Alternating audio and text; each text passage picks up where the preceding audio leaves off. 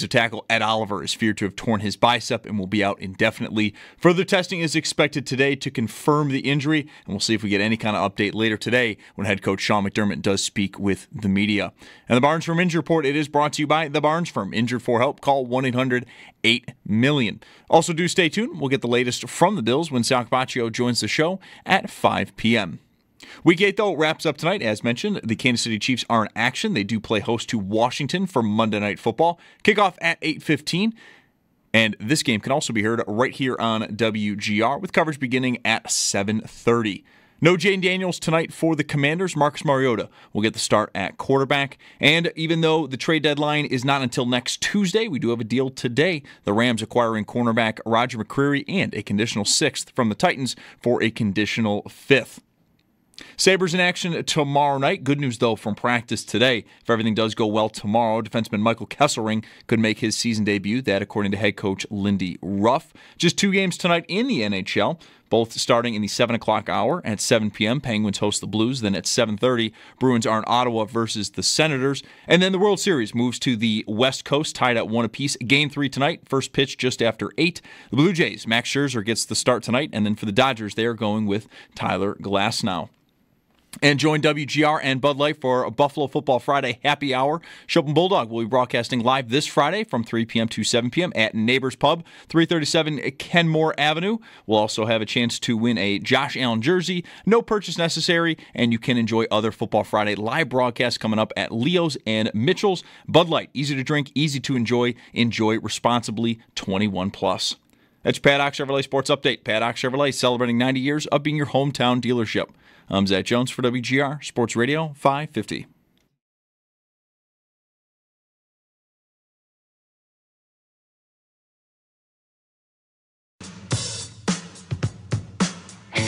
It's Mike Schopp and the Bulldog. James is playing outstanding right now. Our O-line's giving him a lot of holes, but he's just making some unbelievable cuts and outrunning people, and it's doing what James Cook does. Hand off to Cook, through a hole, and darts into the open, and he is Gone. 20, 10, 5, touchdown, James Cook. I mean, when you got James Cook, just let him cook. Pitch play left, Cook through another hole, 15, 10, 5, and scampers into the end zone for the touchdown. A 20-yard touchdown run by James Cook. It's Mike Schopp and the Bulldog. Here's the snap, back to pass, and it's intercepted by A.J. Epinesa, going the other way, 10-5, and he's dropped at the 1-yard line. Back to pass, he steps up in the pocket, but he's wrapped up and dragged down by Joey Bosa, who drops him for the sack. It was unbelievable. They felt like they had something to prove going out there and forcing some turnovers, giving us a couple short fields. That's the standard that we have for ourselves, and that's what we expect every time we step on the field. It's Mike Schopp and the Bulldog on WGR Sports Radio 550. Okay, Football Monday is here. Brought to you by Northwest Bank. For what's next, get started at northwest.com. Bills 40, Carolina Panthers 9. What a score. Postgame did not exactly sound like fans were, as you know, your mom and dad would say, over the moon. It sounded more like, yeah, I just feel the problems they're going to have are still their problems. And I don't know why this game would have changed that. I mean, is it just James Cook's team? When James Cook, I just hit the table. Sorry, I wasn't trying. That was not a point of emphasis. Just a random flail. I know the whole thing about like running backs and how their stats correlate to winning, but when he has, if you will, gotten off in games, they've won them all, usually by double digits or 31, also double digits. If he doesn't, they lose. So is this the whole thing? Our game manager quarterback just could be anybody, and it's just like this is all going to – but it is, right? It's all just going to come down to James Cook because that's how they want it. I don't know. Who's they?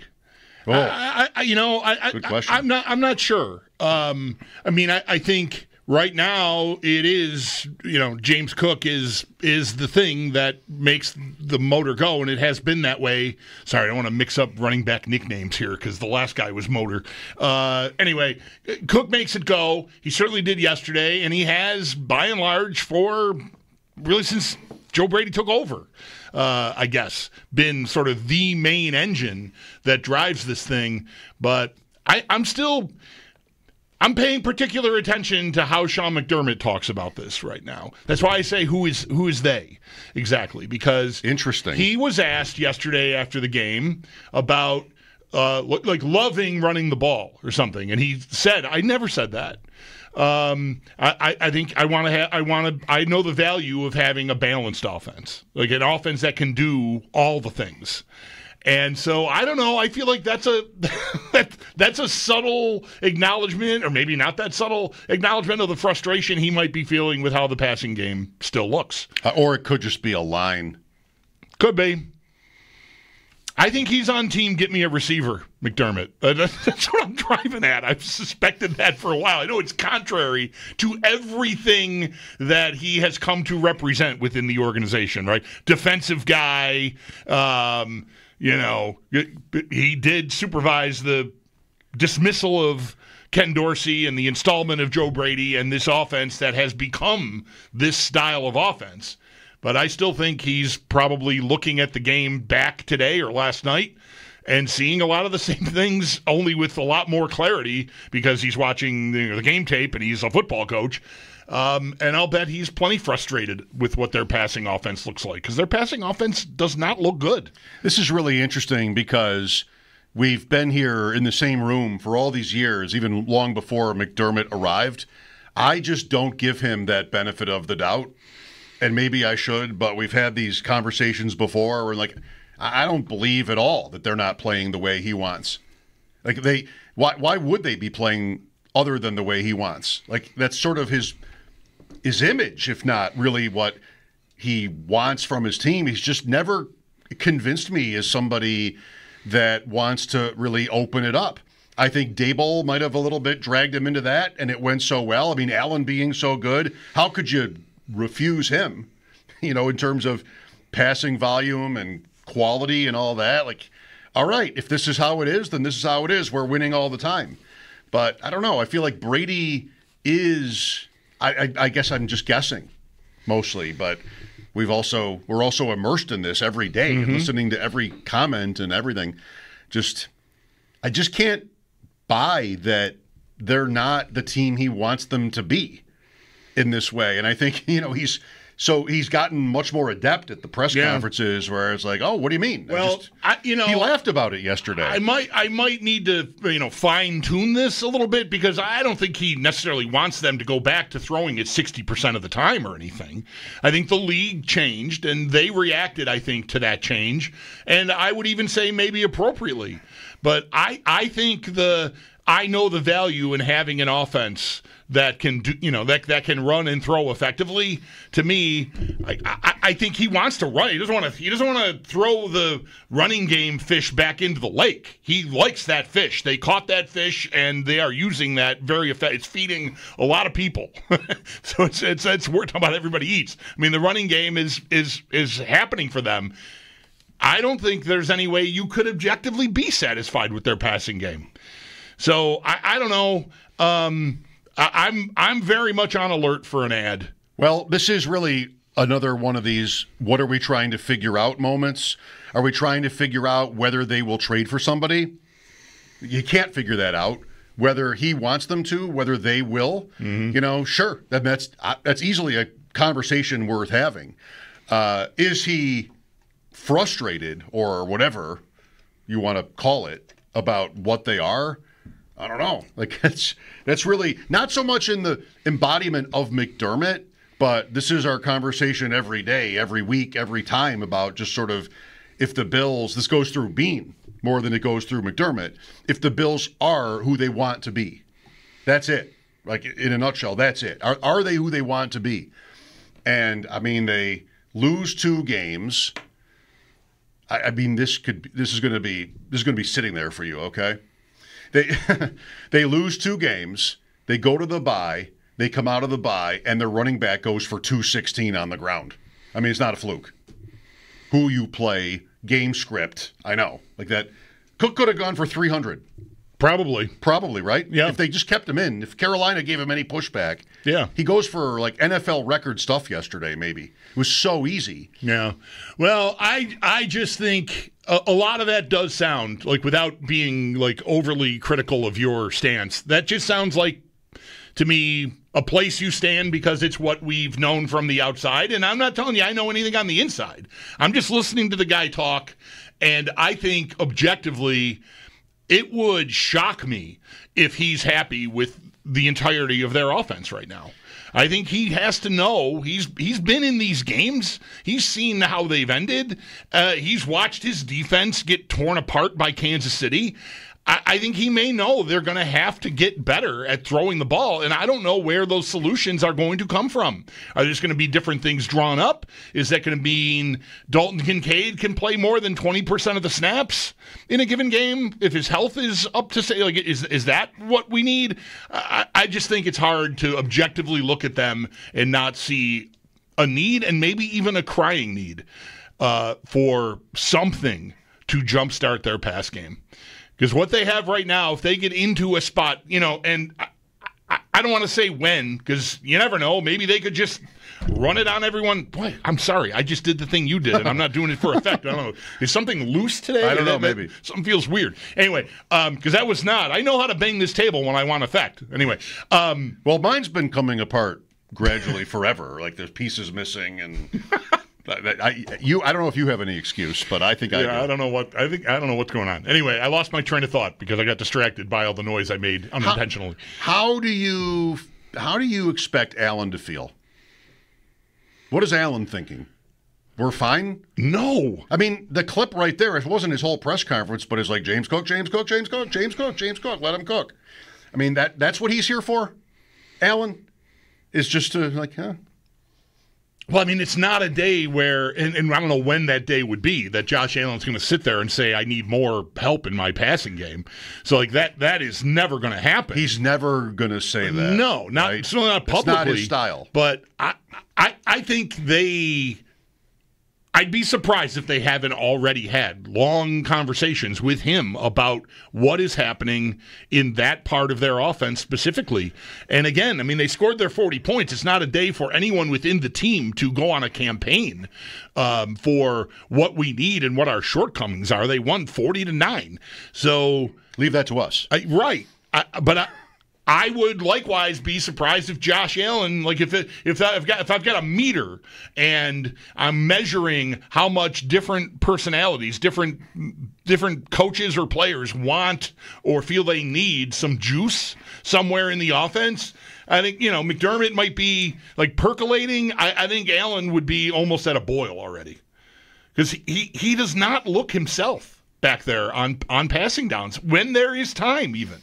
Like, I think there's a boy, it sounds like they lost this game already, and I've been talking for 6 minutes. We know that they didn't. I think there's a real issue there. I think I'd be very surprised if there's not some frustrated people involved with that passing game. Allen front and center. Which is all the more reason why I'm expecting them to go into the marketplace and try to make something happen. Again, I don't know how much we'll find out if nothing happens. Obviously, if they make a move, then we'll know. We'll have a sign. They made a move. It's next Tuesday? Right. Wasn't last year's trade before the deadline? It was, and the deadline was a couple of weeks earlier. They've moved it back. There had been, for a few years, every year around the time of the deadline, there had been some conversation. Just move it back a little bit. It's a little too early. Teams, fewer teams know they're eliminated. Fewer teams know whether they want to be buyers or not. So they pushed it back. I don't know if it's a week or 2 weeks, but they did. It's never been in November before. It's always been in October. So what are you hoping they do?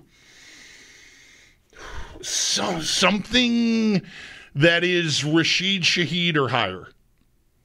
Rashid Shaheed or higher. I feel like he's my floor.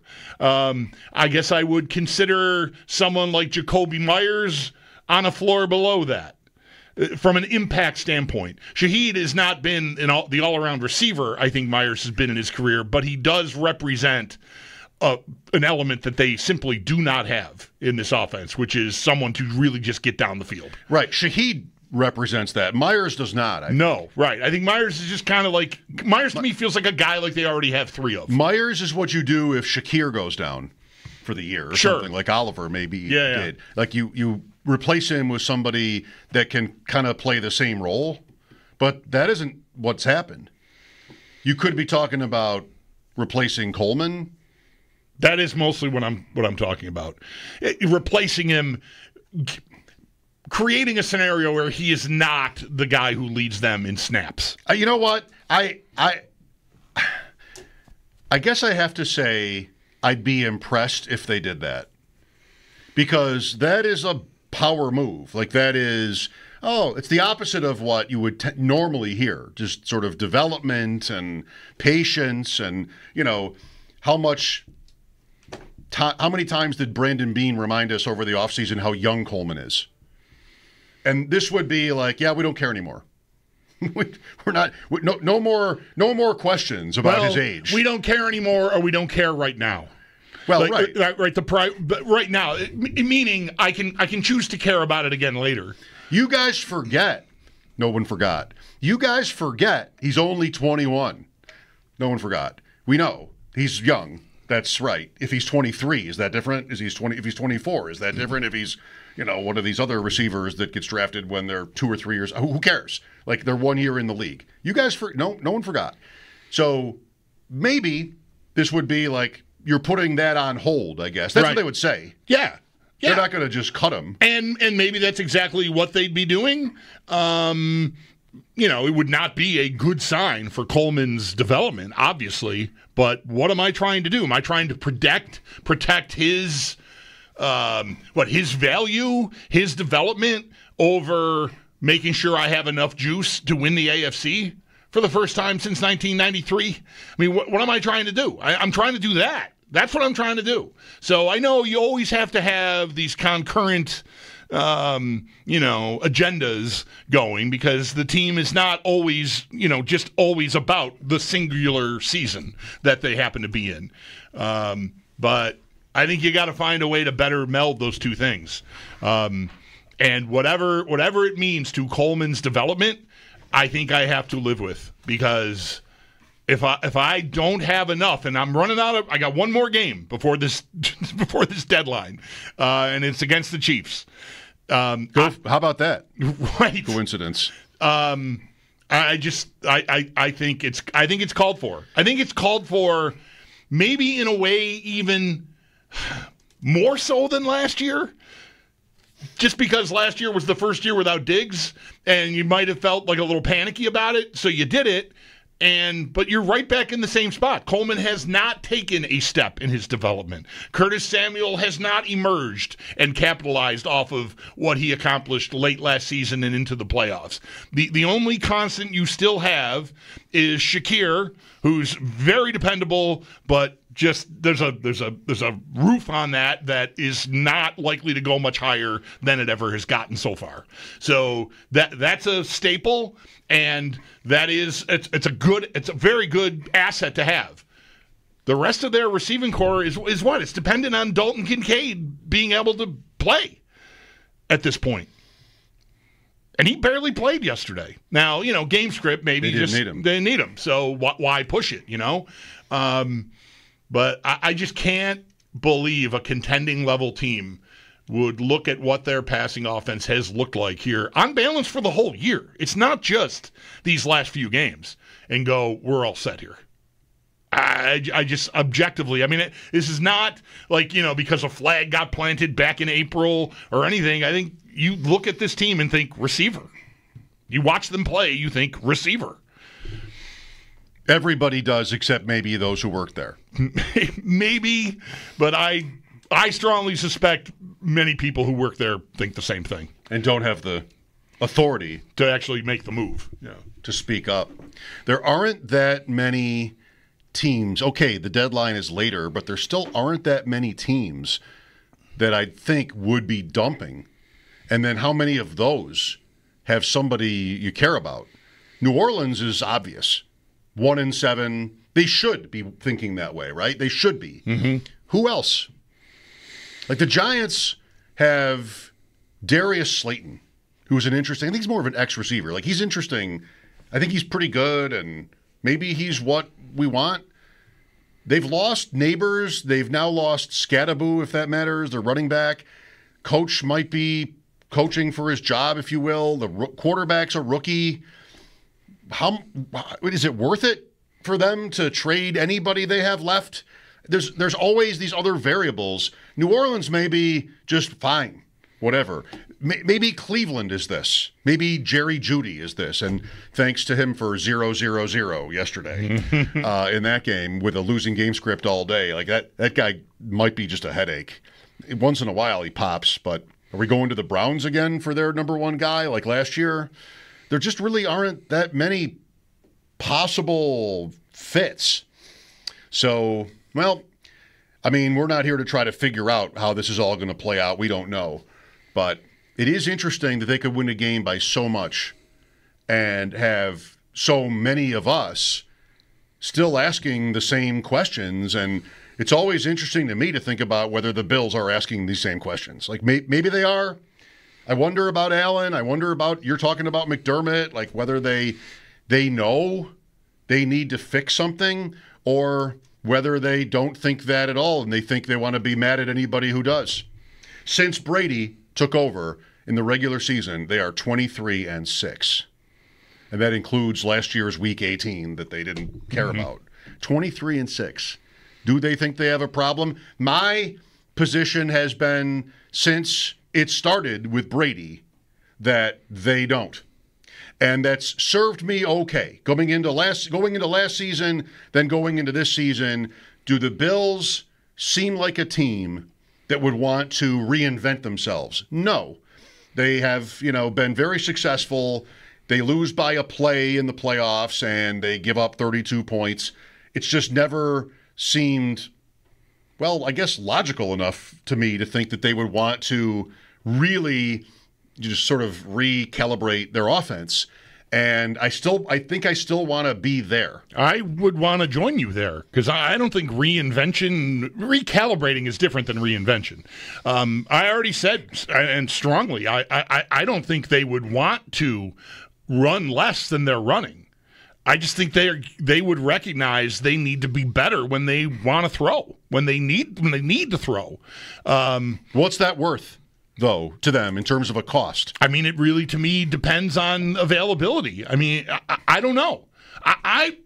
You want to ask me that question? Because, like, if the Saints, they're just playing hard to get about Chris Olave, but if you worked in your first-round pick next year, they'd talk to you, then I would want to bring that up. I would want to bring that to the table. That's a young enough player eligible for an extension that, to me, could solve this for the very present right now, which is what matters the most. I'm not against renting somebody that I don't have to commit to and paying a lower price, but I would burn that asset. What about Brian Thomas? Of course. Yeah.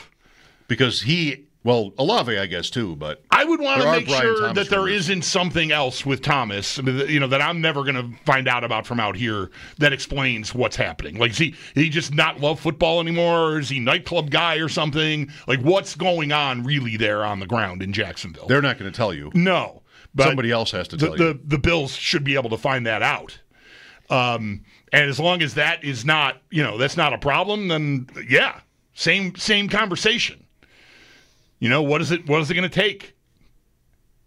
I want to get in. I want to get into this car. What do I got to pay you? We'll keep talking after the break. Part of this is it is about the short term, maybe first, but it's also, these are ideas where you are doubling down like immediately right on an alpha receiver contract, which, I mean, if it's not the other thing too, which is the thing that they have publicly avoided. Like, they don't want that. If they wanted that, I think they would have been there by now. They would have said it. They'd be talking about how they really, it's not everybody eats. It's the opposite. One guy eats. Like, that's what they are not about. And any of these trades, not Shaheed maybe, but some of these trades are a seismic shift in philosophy that's more than just like, well, I still want to give James Cook 22 touches, but maybe this guy I'm going to trade for is going to be open. I don't think it can be both. I think it has to be a move in a certain direction philosophically, and they just, I think, win too much and too easily to expect that to be what they're shooting for. I mean, they might not get a deal done, but they wanted to. I mean, we won't know that if that's how it ends. 803-0550, Football Monday. Eric Wood at 4, Sal at 5, Mike Schopp and the Bulldog here. This is WGR.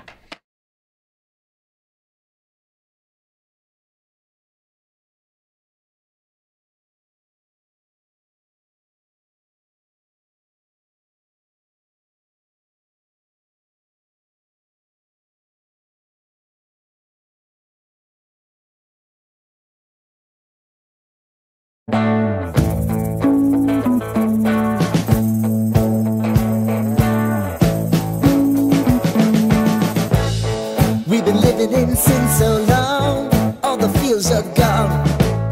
Fella stopped me on the street last night, said everything's alright.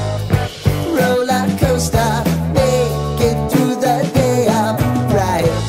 It seems your meal ticket is gone, but life goes on. I could never imagine something better. Yeah, right.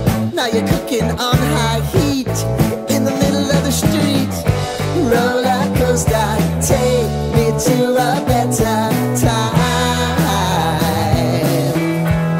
Let's go. All sing your high line with the roller coaster of life. Yeah. It's time to all choose your timeline on the roller coaster of life.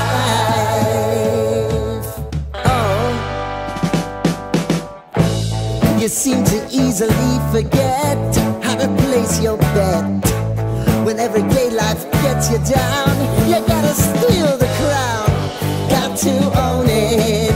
Don't bitch and moan about it, please. God forbid you scrape your knees, and it's nothing to sneeze at.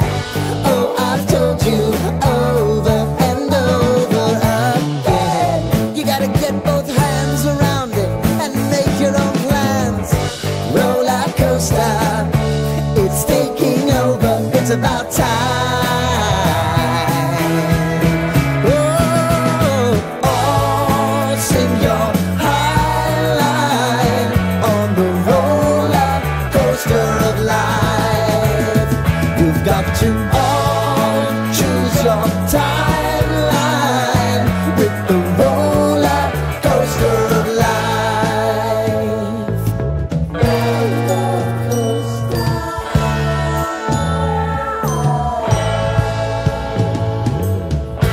I want to go down the rabbit hole, down the rabbit hole. Oh,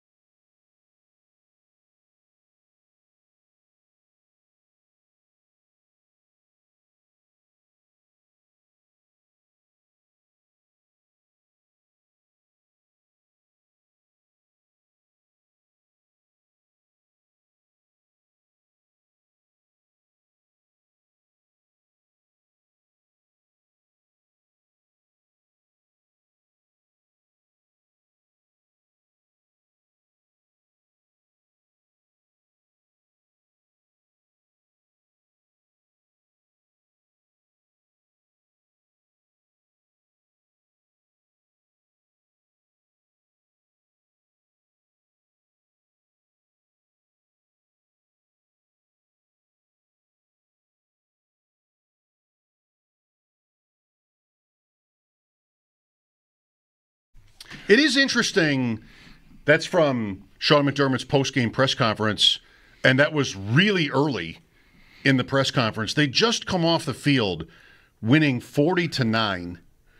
And the second half, I mean, I spent most of the second half trying to find something in the building that could help me charge my computer. Like, I was McDermott, he was probably still on the sideline, but I mean, this game.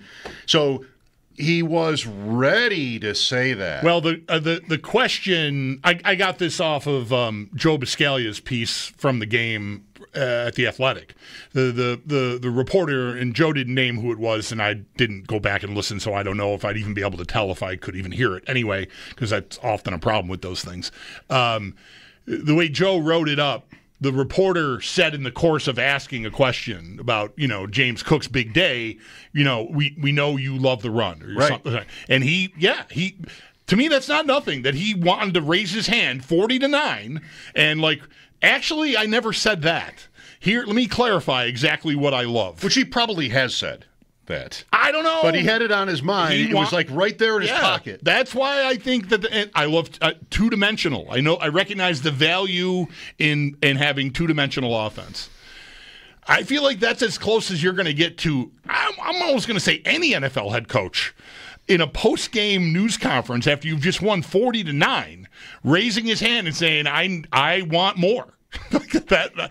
I saw some things today, even though we won 40-9, that I don't think are good enough. Well, it could reveal conflict from within the organization. Sure. About what they're all trying to do, Mm-hmm. Because of course he has said in 8 years he likes the running game or loves it. Of course he would, just in passing, he would have said that. But no one's quoting him. It's benign. It's I know you love to run the ball, basically because all coaches do.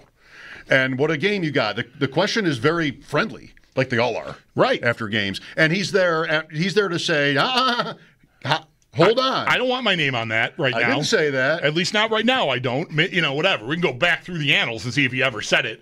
But the point is, I don't want to say he was ready to pick a fight about it, but he was ready to clarify. And I think at the time, in that moment, distance himself from the idea that he is why they don't throw the ball. Yeah, I think that might be right. So it is a little weird. That's not insignificant at all to me. Yeah. It is a little weird that you would win a game that big and just have anything like that in mind when you sit down. Yeah. That is the point he wanted to get across, maybe yesterday. Yeah, that's what I came away from that with, and I did not. I mentioned Joe already. I'm glad that he included that in his piece, his game story that I read this morning. As we sat, we listened to McDermott talk. He's usually in the first half hour of our post-game show, and I don't know if it's because that came so early that I did not notice that when we were airing that yesterday afternoon. 803-0550, Eric Wood at 4. Here is Pete. Hi, Pete. Hey, guys. How are you today? Great. Thank you. Hey, question for just something I've noticed. Just seemed a little odd that, we have a good head coach who yesterday called the defense, and the defense played well. And unfortunately, ever since Dayball left, we've lost, Ken Dorsey. Now we have this gentleman now, Brady, but the same issues are always there. Is it, in your opinion, our coach telling our coordinators how he wants that offense called? And what you just said a couple minutes ago just sort of surprised me, because that was my question. Because it's sort of strange that we have a quarterback who, I think he is the best dual threat quarterback, not per se the best pure passing quarterback. And okay, we might not have the best talent around him. I will agree with that. But schematically, there has to be something more than what I'm seeing or what we're seeing. And I'm wondering, do you think it's time for them to just go get an offensive coordinator who has has pouts on the wall, so to say, that can actually help Josh mature and not someone who, Josh wants there? Well, that to me, recognizing that they did make a change at the position, halfway or 2/3 of the way through a season, 2 seasons ago now, I don't think that's a pivot here. I think you have a talent issue is what you have. And no, I don't think Sean McDermott purposefully tells Joe Brady, I want to be terrible at throwing the ball. I mean, I know that's not what you exactly said, but that is kind of the vibe I get from a lot of this is what McDermott wants. He wants to not be good at passing. No, he wants to have a two-dimensional offense. He's wanted this running game. I think it has served them well. It came at a time when the league was getting very proficient at taking away a lot of the explosive plays, and they had a pivot ready, and they've capitalized on it. But that does not, to me, mean, and it has never meant, that he doesn't want to be good at throwing the ball with this quarterback. I think they just don't have enough guys right now, skilled players on the outside to make a difference. And I think the head coach knows it. No one would ever not want to be good at something. I think it's more a question of how much of it they want there to be. How good it is dictates how much of it. What do we want to be? And I still want to say, I think in the word that people use most often for this, identity, is pretty close to how McDermott would want it. But does he want to have more guys open? Does he want Keon Coleman to show up for work on time? Does he want players to be able to separate better? Does he want his coordinator to scheme up different things? I think all of that could all be yes answers to those questions. But in the end, I still don't think anything dramatic is what he's gunning for or, hoping for this year. I still think, I kind of want to say that even in the last 2 weeks after 2 straight losses, I want to be consistent, and people were calling in, it's sports radio, so of course they're calling in with crazy, negative thoughts sometimes. Oh, coaching changes, these kinds of things. Didn't this guy even do that? Like making a coordinator change right now after a 40-9 win? I mean, I don't think we're there. I don't think anything dramatic is really going to change here. I think they could add somebody, and that would look good. And it might end up being, hopefully better than what Amari Cooper turned out to be. That's what you got to be shooting for. Yeah. Right, but not that significant in how they play. Right, exactly. I don't think they're going to throw it more. I think they just should try to get better at when they are actually going to throw it. Okay, and I don't want them to not do that either. But to what extent will it matter?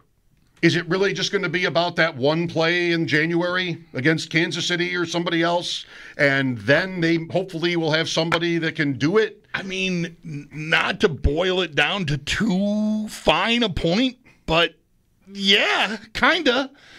Right? They signed Von Miller to a 6-year, $120 million contract because they felt like not only did they need to get quarterbacks on the ground, but they needed to get a certain quarterback on the ground at a certain point in a game. They even talked about him being a closer. He's here to sack Patrick Mahomes in the fourth quarter, idealized, of playoff games. Turned out that they never got to one where he could do that for you. Or I guess he would have been on the field eventually. But you know what I'm saying? Like he started out here. He had a big impact in the regular season game in Kansas City. That first year was here, and then he got hurt, and that was pretty much the end of that.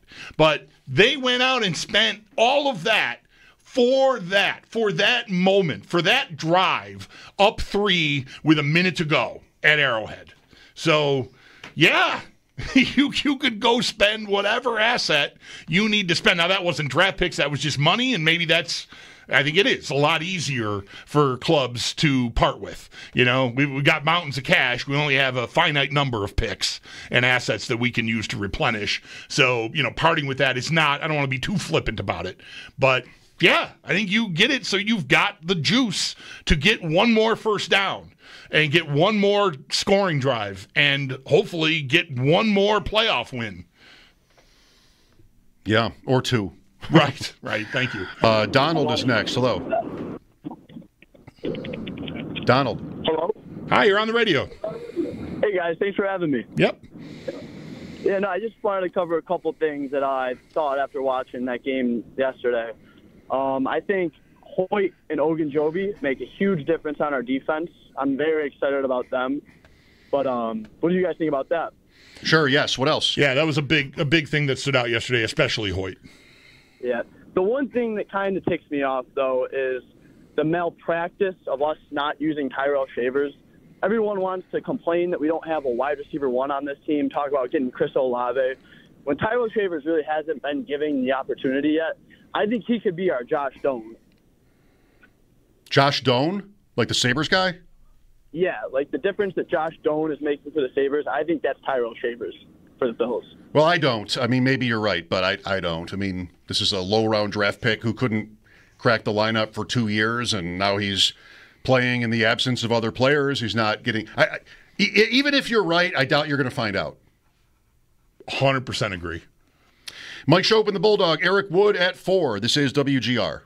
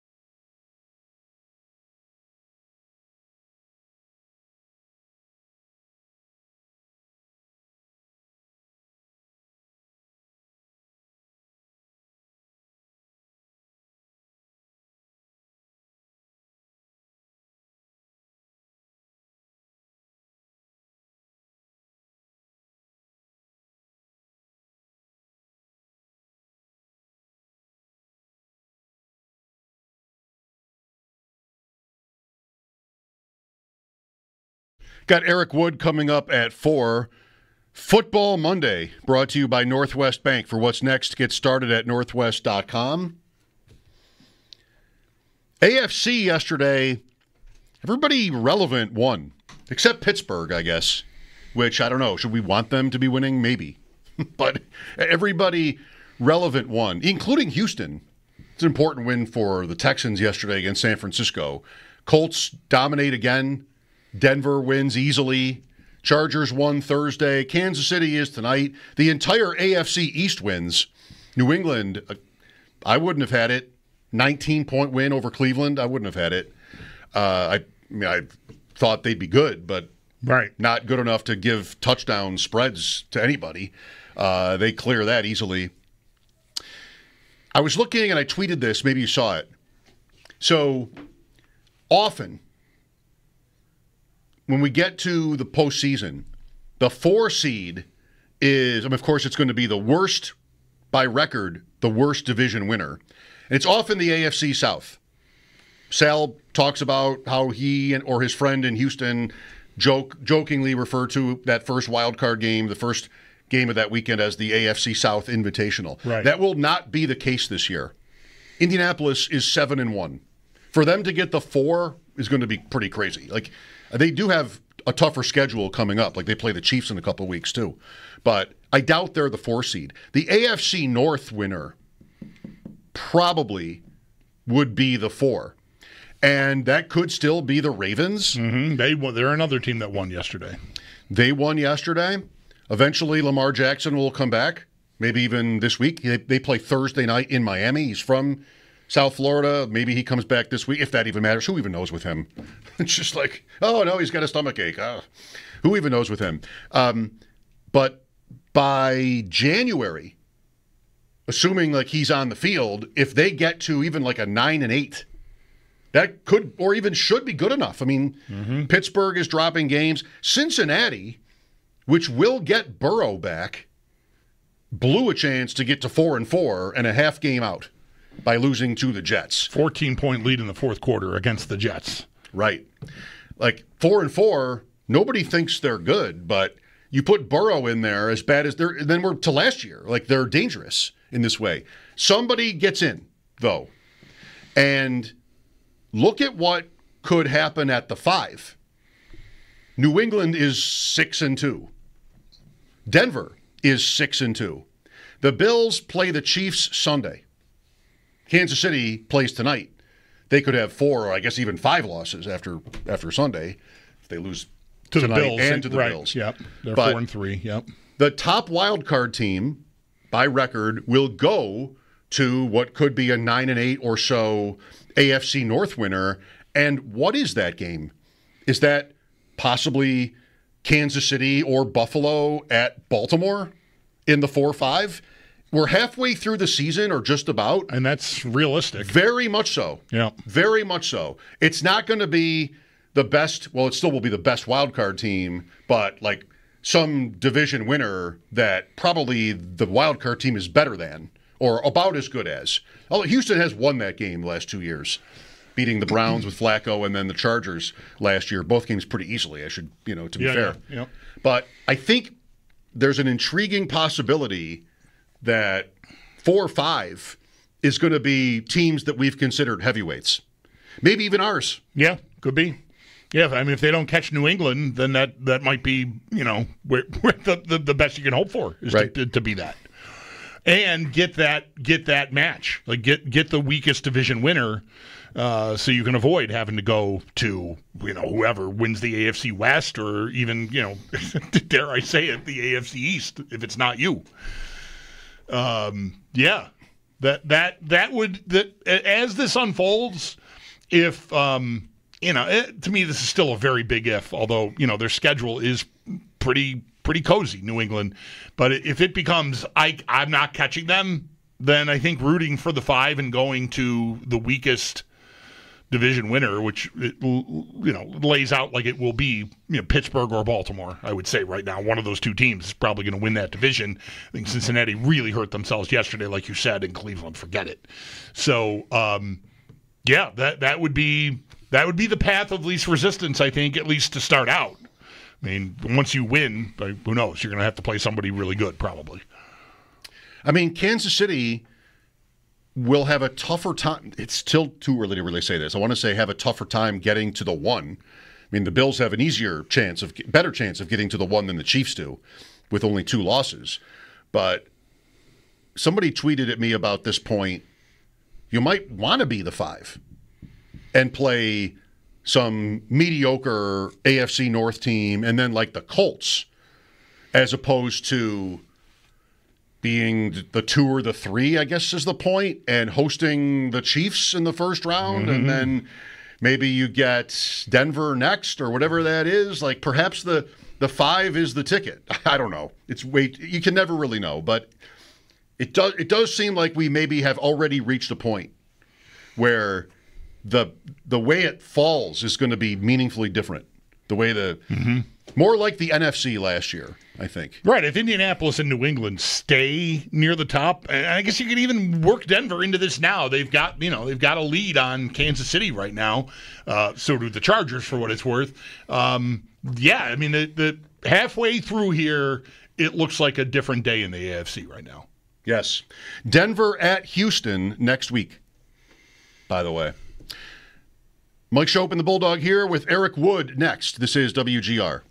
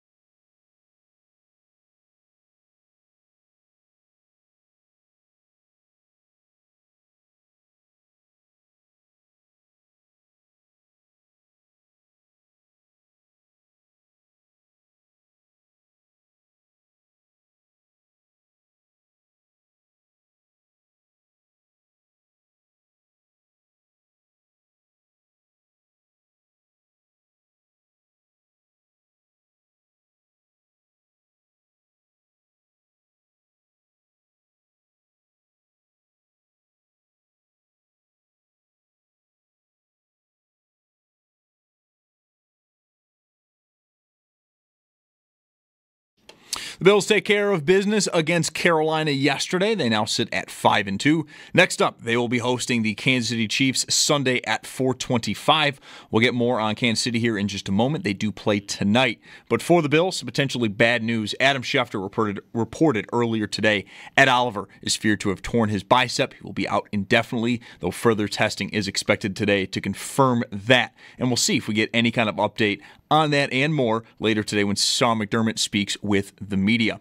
And the Barnes Firm Injury Report, it is brought to you by the Barnes Firm. Injured for help, call 1-800-8-million. Do stay tuned. We'll get the latest on the Bills when Sal Capaccio joins the show in about an hour at 5 p.m.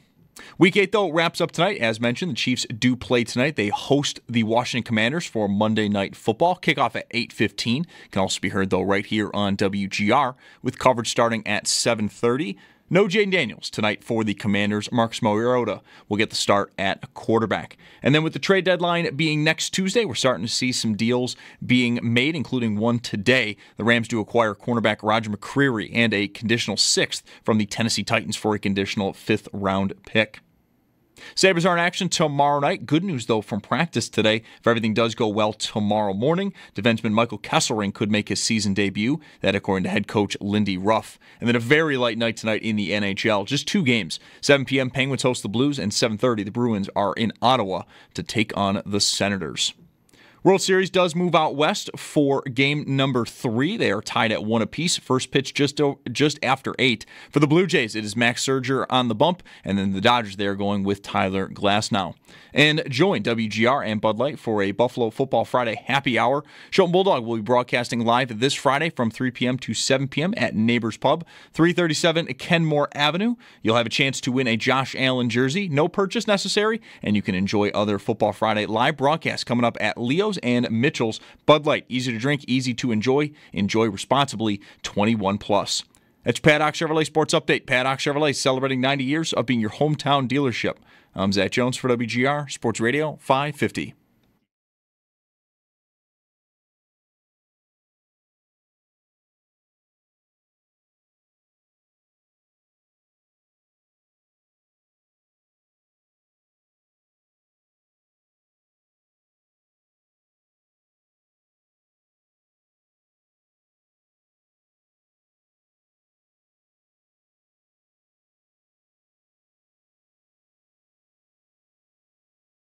Football Monday on WGR. Let's chat with Eric Wood, who, of course, I want to say, because you would know this, was on the call for Bills-Panthers yesterday in Charlotte. The Bills roll 40-9. Eric, by now, to say the least, you know how all of this works, how fans react to games, and you're in the middle of it. Maybe you've even heard some of reaction post-game or what have you. Would it surprise you, if you haven't, to know that fans are kind of like where they were already before the game, or I don't know. I don't want to say too harsh, Bulldog, but there's been a critical air to the fans who are still wondering if they can throw the ball whenever it is they'll need to. Does that surprise you?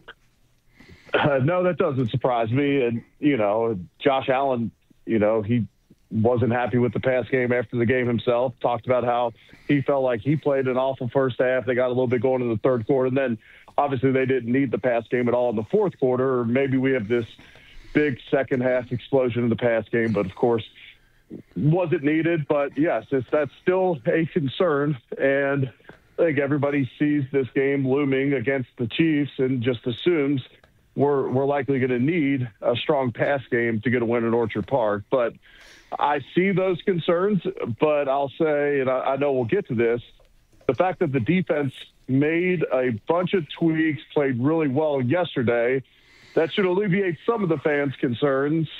Maybe not to a full extent because it's the Carolina Panthers, but they were 4-3, and they've had some decent offensive outputs, especially in the ground game this year. Now they come in with Andy Dalton, a backup quarterback, and he looked like an aging backup quarterback out there. But I was more encouraged by the defensive performance than maybe disappointed by the pass offense, if that makes sense. Yeah, we will get to the defense because I spent a good amount of postgame that wasn't talking about their flaws in their passing game, complimenting the impact Hoyt and even Hairston and Hancock. The game played out in exactly a way that I'd hoped during the week, that they would get some young guys some action and maybe get their feet under them. So we'll make sure we have time for that. On the idea of making an addition to the roster, a trade for a receiver, or any position for that matter, but receiver is certainly front and center, I think, on this show and within the fan base, Eric. How much do guys within a team pay attention to whether or not, do guys on the team feel like, is there an awareness, we need more, we need another guy, because these guys are their friends, they're probably all rooting for one another, but there's also the big picture, and they're watching film and would see if guys are getting open or not, or if the quarterback is bailing out and giving up on things because he's lost faith in guys getting open. Basically, how much do you think guys on a team, in your experience, would quote unquote want a move for an upgrade at receiver? Yeah, I mean, well, initially you're like, how much do we focus on or talk about or think about it? I say not very much. There's so much on your plate each week. You understand as a player, unless maybe you're Josh or somebody, that's going to be completely out of your control whether we do something at the trade deadline. So it's almost like don't waste maybe your time and energy with that. Now, I will say, I believe it was Halloween. Or at least I think we were trick-or-treating that day. Maybe it was just because it was a day off and we all went trick-or-treating. But I believe it was Halloween when we brought in Kelvin Benjamin. And it was one of those deals like, okay, we bring in a big-bodied receiver. Maybe he can help us down the stretch. It didn't pan out, but I remember being with some guys on the team when we brought Kelvin Benjamin in and having some excitement about it. And so, everybody wants to win. And to your point, there's friendships, there's development, there's all of that. But in the end, everybody wants to hoist the Lombardi. And if Brandon Beane and his staff can go out and make a move that can help make that happen, I think almost everybody besides maybe the position groups that gets that player, if it does happen, would be excited about it. And then it becomes, how quickly can we mesh this guy in? He hasn't, if he hasn't been in our system before, or he hasn't played in that position group before with these guys, how quickly can we get him up to speed and truly make an impact? And that's where, when you see some trades, like we saw a cornerback get moved today, and I'm not saying cornerbacks don't have to be on the same page as everybody else, but if you play man-to-man defense, guard your guy. That's your guy. You're out on the perimeter. If you were to stick, if we were to go out and get a guard at the trade deadline and he's playing between me and the tackle, we've never played together, it's going to take some time to get that up to speed. Oftentimes when you think of, a receiver, maybe a corner, at times a defensive lineman, those could be a little bit more plug and play. We've got a little bit more than a week before the deadline. It's next Tuesday.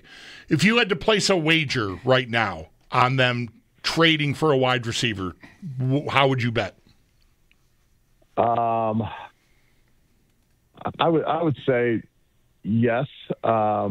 If I had to put it at a greater than 50% chance, is there juice on this? Do I have to take it? I was wondering how you were going to answer this.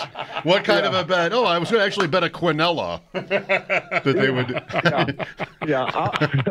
I'll say it's above 51%, and the reason I say that is just Brandon Beane stays active throughout the entire year of looking for ways to upgrade the roster. And if you look at it right now, we saw when Palmer went out and Kincaid were out against the Falcons and how that really derailed our passing game.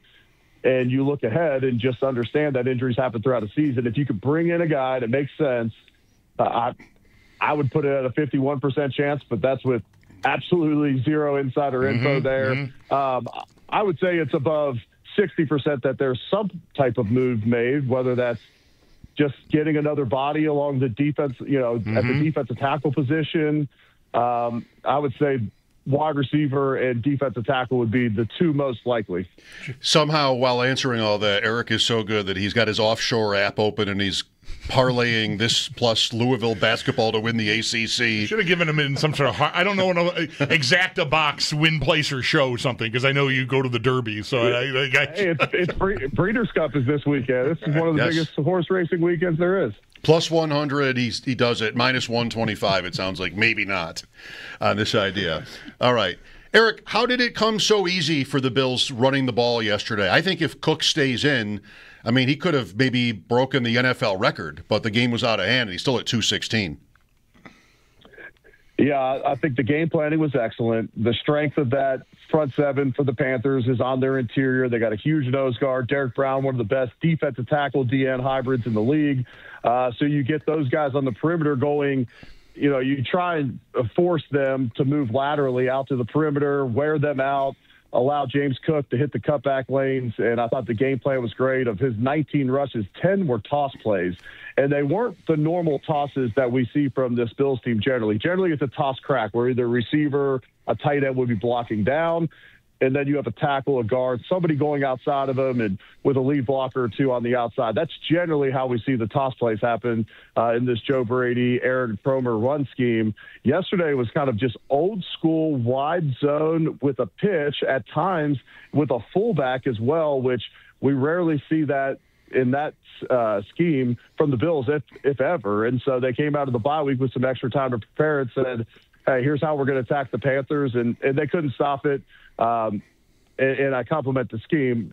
Ultimately, you got to execute. So give the offensive line, tight ends, receivers credit. Receivers, while they might not get you the 5 and 6 yard runs, you don't break a 64-yarder unless you got wide receivers out there blocking. And so give them credit as well there. And then James Cook, what he's developed into, we've talked about it a bunch this year, but the way he's developed into one of the just best pure runners of the football in this league after us not seeing it in college, really not seeing it as rookie year, decent second year, and then the vision, the pace, the contact balance, the breakaway ability.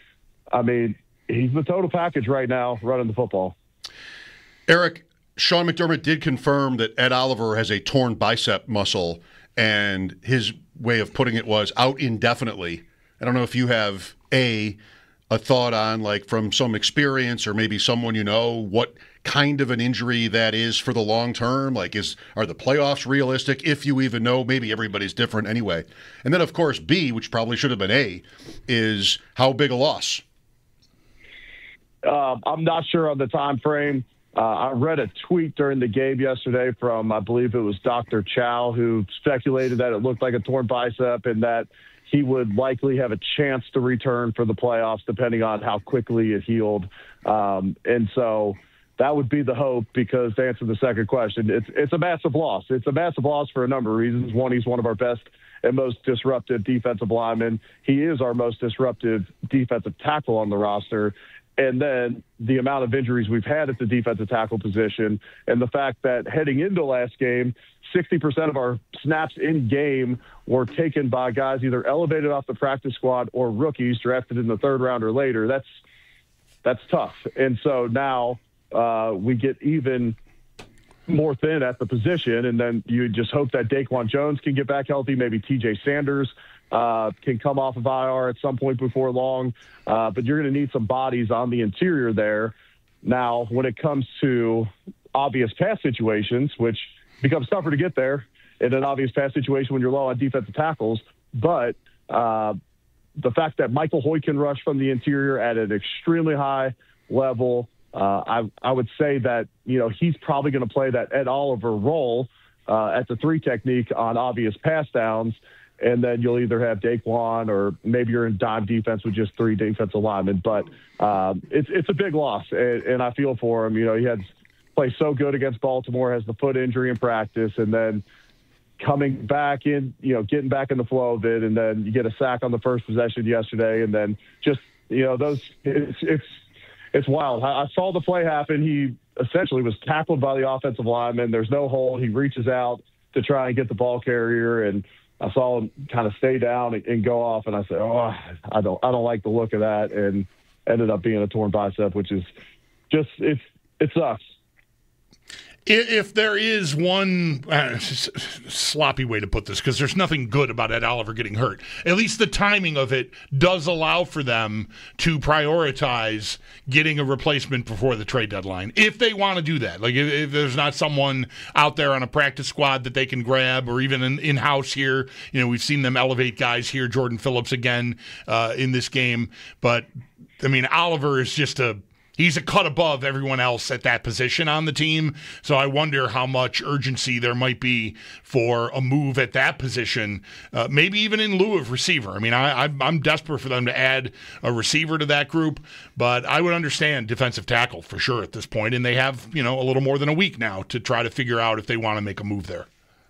Yeah, absolutely. And so whether that's, like you said, a move in free agency, trade for a guy, and then with Deion Walker playing better and better as the season goes on, you feel pretty good about him at this point. You don't really know what you have with TJ Sanders coming back off the injury, just the inexperience and whatnot. Yeah. It's tough to miss all that time your rookie year and then come back in. Hopefully he can make an impact. And then if you can get Daquan Jones back, and then the combination of Zion Logue and Jordan Phillips, I mean, that's a group that you can win games with that group if your defensive ends are healthy and everybody else is, if that makes sense. Like, that's a group that works if you have Bosa and you have Foyt and you have Epinesa playing at a high level and Rousseau playing at a high level. You think, okay, we can get by with that defensive line and win games and make an impact with that defensive line. But we all know, people are going to continue to get dinged up as the season goes on. Right. Hard to imagine from anyone involved standpoint, Hoyt's debut as a Buffalo Bill going any better, Eric. He was noticeable right away and really, a good showing. It was. And so in the preseason, we generally just saw him as just an inline defensive end. They were going to show their cards of how they're going to maybe use him on third downs and kind of move him around a little bit. The line games, the twists, let him stand up for half the time and just kind of move around. And he's going to end up being in the right position. He's an Ivy League guy. He knows where he needs to be on the play. But they give him some freedom to stand up, move around.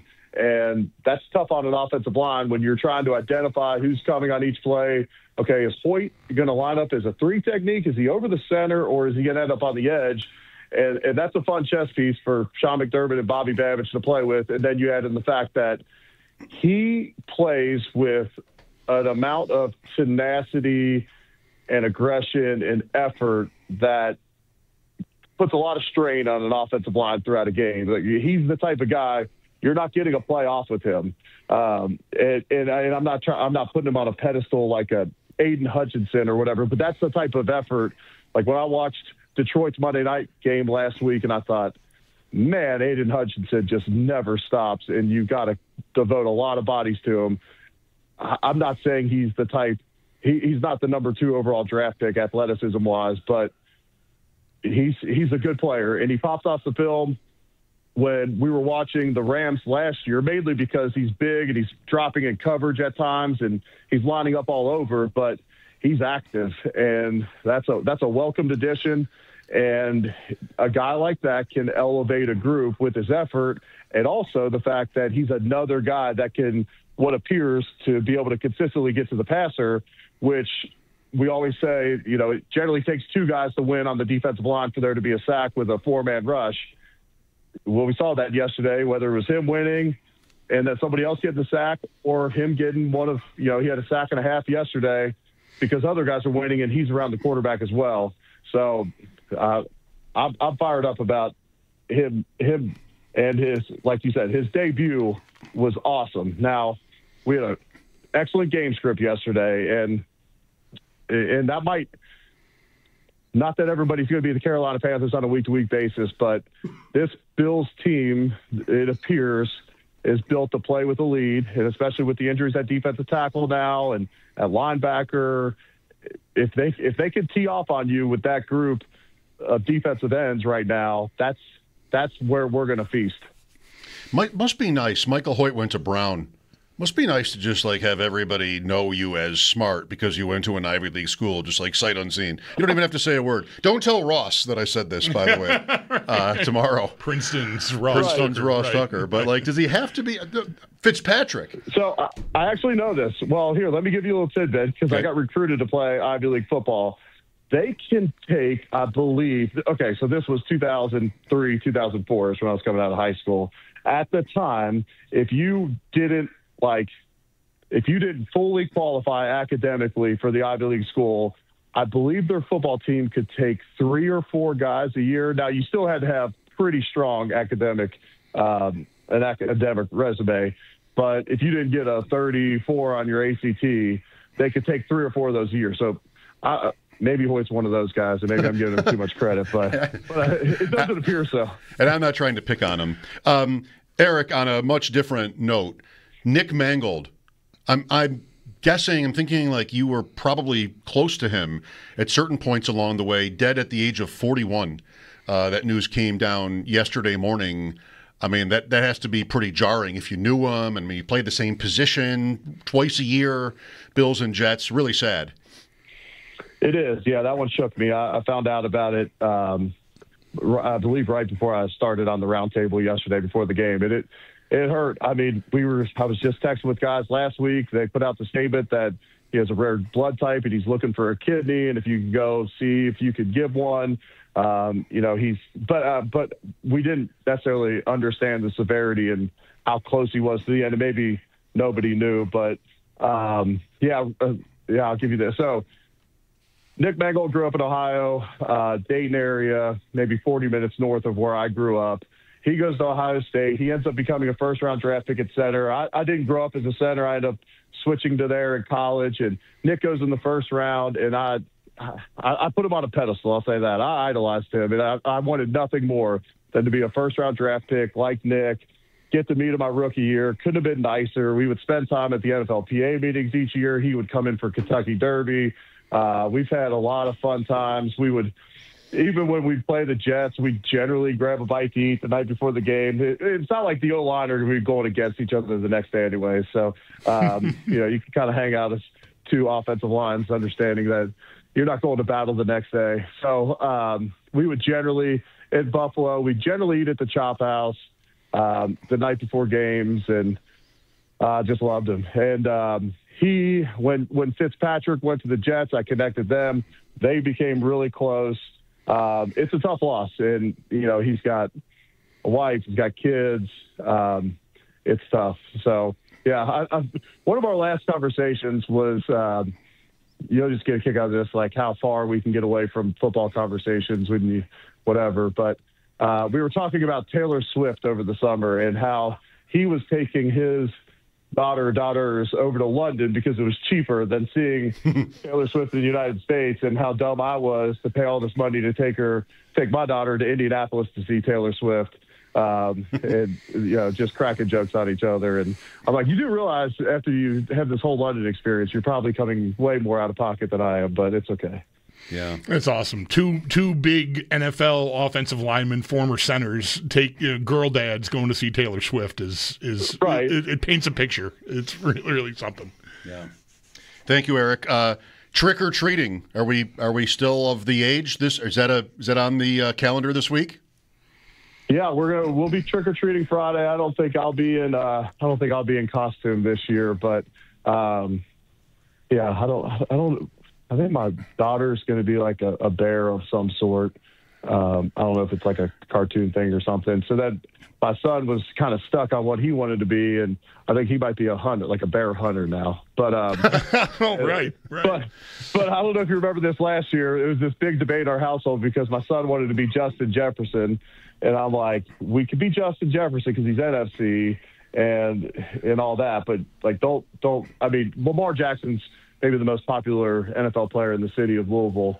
And I'm like, don't try to be Lamar. Like AFC, that's Daddy works for the Bills, and when the Ravens do good, that's not good for us. So, but him as Justin Jefferson last year was pretty funny. That was safe enough. Very good, Eric. Great chatting with you as always. Thanks for your time. Yeah, likewise. You guys have a great week. All right, there you go. That's our man Eric Wood. His weekly appearance here with us on WGR, brought to you by Northwest Bank for what's next. Get started at northwest.com, and by Northtown Kia, Western New York's #1 Kia dealer. Shop at northtownkia.com. I mean, good at the game. I guess you'd have to call me pivoting off Lamar Jackson over the weekend to Andy Dalton, who I considered an upgrade for Carolina, or Kirk Cousins. That went great. No, I guess not. That went great.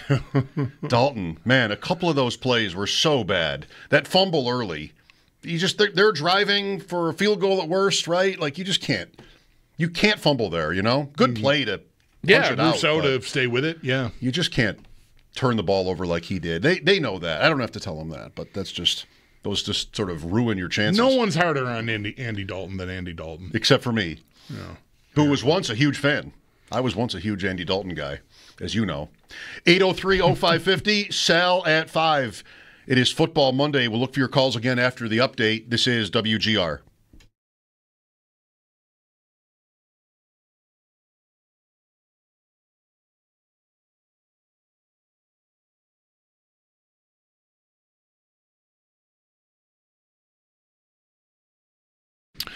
Folks, Bulldog here for Dash's Markets.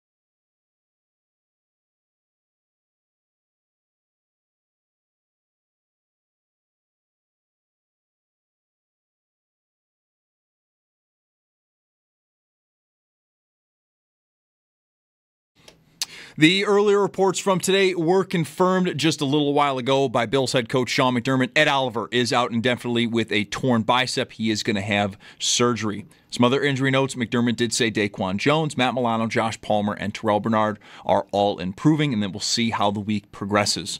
And the Barnes Firm Injury Report, it is brought to you by the Barnes Firm. Injured for help, call 1-800-8-MILLION. Bills will next host the Kansas City Chiefs on Sunday at 4:25, and do stay tuned. Sal Capaccio is going to join the show in about a half hour at 5 for the latest on the Bills. Kansas City, though, is in action tonight as Week 8 wraps up. They play host to Washington for Monday Night Football. Kickoff at 8:15. Can also be heard right here on WGR with coverage beginning at 7:30. No Jane Daniels tonight for the Commanders. Marcus Mariota will get the start at quarterback.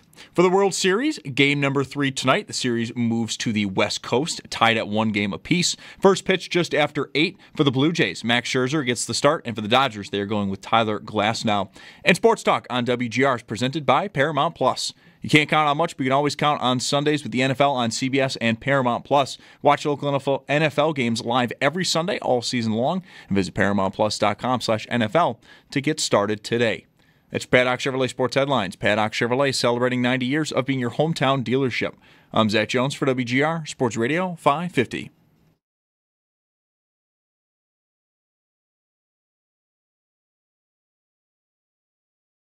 Well, you do. You want to establish the line of scrimmage early, and then with that, you hope you can throw the football off of that. I thought we did a really good job yesterday establishing that line of scrimmage early in the game, and the results in the running game were clear to see for everyone, not so much in the passing game, and it's something that we have to continue to work on as coaches and figure that piece out.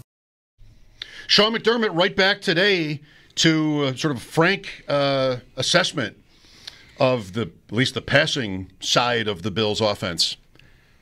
Will there be a move? Now they might need one at defensive tackle, and there's always the secondary. I mean, they're not going to trade for 3 guys. No, I kind of doubt it. You have to prioritize, and then I think probably reevaluate how you prioritize based on what's available and what the costs are, right? But I don't want to overreact to one game against Andy Dalton because I was not worried about him stepping in for Bryce Young. I just thought he was never that good, and he's old now, so he should be gettable, and he was. But I think the secondary, like Hairston showed well for himself in the snaps he played. Hancock probably saved a touchdown on the play right before the fumble. Like if that's Rapp playing the way he's looked this year, or even Poyer, that's a touchdown probably. Hancock catches that guy. He didn't really have the angle. He just, foot speed-wise, could catch Dowdle, and he did. And then they turned it over a play or 2 later. Anyway. That was exactly, by the way, the play we were talking about Friday. Like, how do you expose Poyer? Right. It would have been like that play exactly was maybe how they could have. It's not like you can sort of design passing routes to undo him. But so I think, right now you might want to be maybe, if everybody's together and they're meeting and they're talking, like someone raises their hand and go like, hey, Hairston and Hancock played pretty good. Like maybe, decrease the urgency at supplementing those positions and maybe accentuate the need at the others, especially defensive tackle. I mean, good luck replacing Oliver.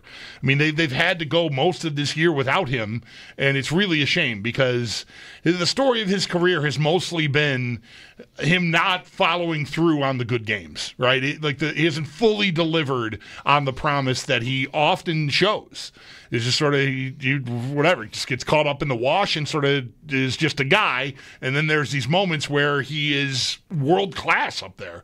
And this year, he was maybe the best player on that defense against Baltimore. And I know it was a day that they kind of got run over, but he really was noticeable in that game and then missed a bunch of time and is just back.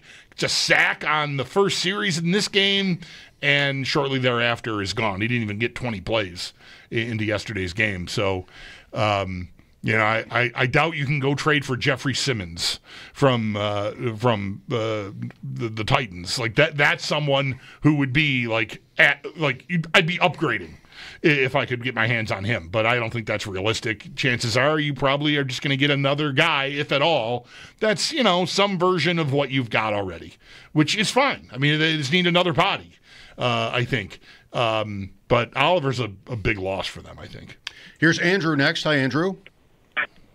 Hey, how are you guys? Good, thank you, Andrew.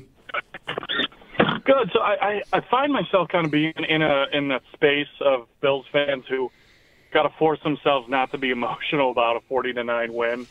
And this call is because I want to frame it like we are in a position where I don't know of a player like Josh Allen's high-level elite quarterback play that a team has put him in such devoid of talent. Like, I can't think of any star-level quarterback that, and I'm speaking offensive weapons, and I'm aware of James Cook and what he just did, but the core around him, the man looks lost when he's dropping back to pass in some of these. He looks broken almost at times. And are we really comfortable doing this to him for another season? We need to get that guy, someone reliable, a true one. This is 8 years in, and this guy has had Diggs for 4 years. Granted, we'll give him that. But you, like guys like Baker and, you know, people that come like Goff, people that are around when he came in the league, they have guys to go to, and we never replace Diggs. And this, you know, our best receiver, it would be a really high-end wideout too. I mean, there are 11, 12, like, good wideout ones out there, true ones. 2 of them belong to Philly. But I just believe that we are not going to be comfortable doing nothing for Josh. You know, this is a common complaint. I think in this case it's a little bit overstated. With Lamar Jackson, this has been said for most of his career. But people didn't think he could throw the ball, weirdly, for some of it. But, like, where are the weapons? And, all right, well, I guess they don't need them, and then they end up losing. With Mahomes, we've had this. Last year was really this. I mean, they always had Kelsey, but that was really it last year. He loses Rice to a freak injury, and then it's a while before Worthy pops. You know, he's throwing the ball to Juju multiple times a game. Like, this was said last year about him. So it's not – I don't think the Bills situation is unique. And, you know this, but it's not entirely for a lack of trying. Kincaid and Coleman were their first draft picks in consecutive years. Kincaid is in and out of the lineup. He still doesn't really play that much. I mean, he's never going to be, I think, so like an elite tight end. You see the one last night, by the way? Did you see the elite tight end in that game last night? Like, that's never happening. But, you know, he's a piece, right? And that isn't zero. Mm-hmm. And Kincaid, or rather Coleman, I don't know what that is. But they tried. We've been over it every day. Yeah. Like, they felt that they needed help. But you got to get it right. And then you have to have the scheme and everything sort of fit together. Mm-hmm. And when you run the ball, I do not at all mean this as an excuse for them, because I'm mostly with everybody else on this subject. When you run the ball like they do, they don't really have too many games where it's a problem, including yesterday's. I mean, there was a blowout yesterday. So if you're not a Bills fan, I think mostly you're like, who cares yesterday about this? What are you talking about? Just do that some more. Yeah, just play like that. But we all feel, not all, but largely fans, I think, feel that ultimately they will pay for this. And now you've got the deadline, and you've got Kansas City this Sunday, and I think people are feeling the pressure. Yeah, and I think the coach is conceding that they need more there. I mean, he's not going so far as to say we need more, like we need an addition, but he's talking very plainly today again about, you know, that part of their offense not coming through. And he believes that they're going to eventually need it, just like I think a lot of people out here do. So that's only ramping up the attention that this subject is going to get. Believe me, I think I don't think I would have been saying something about it in the first 5 minutes of the show today if I hadn't noticed what McDermott said yesterday after the game. And now, again, he's sort of doubling down on it and clarifying and expanding on it.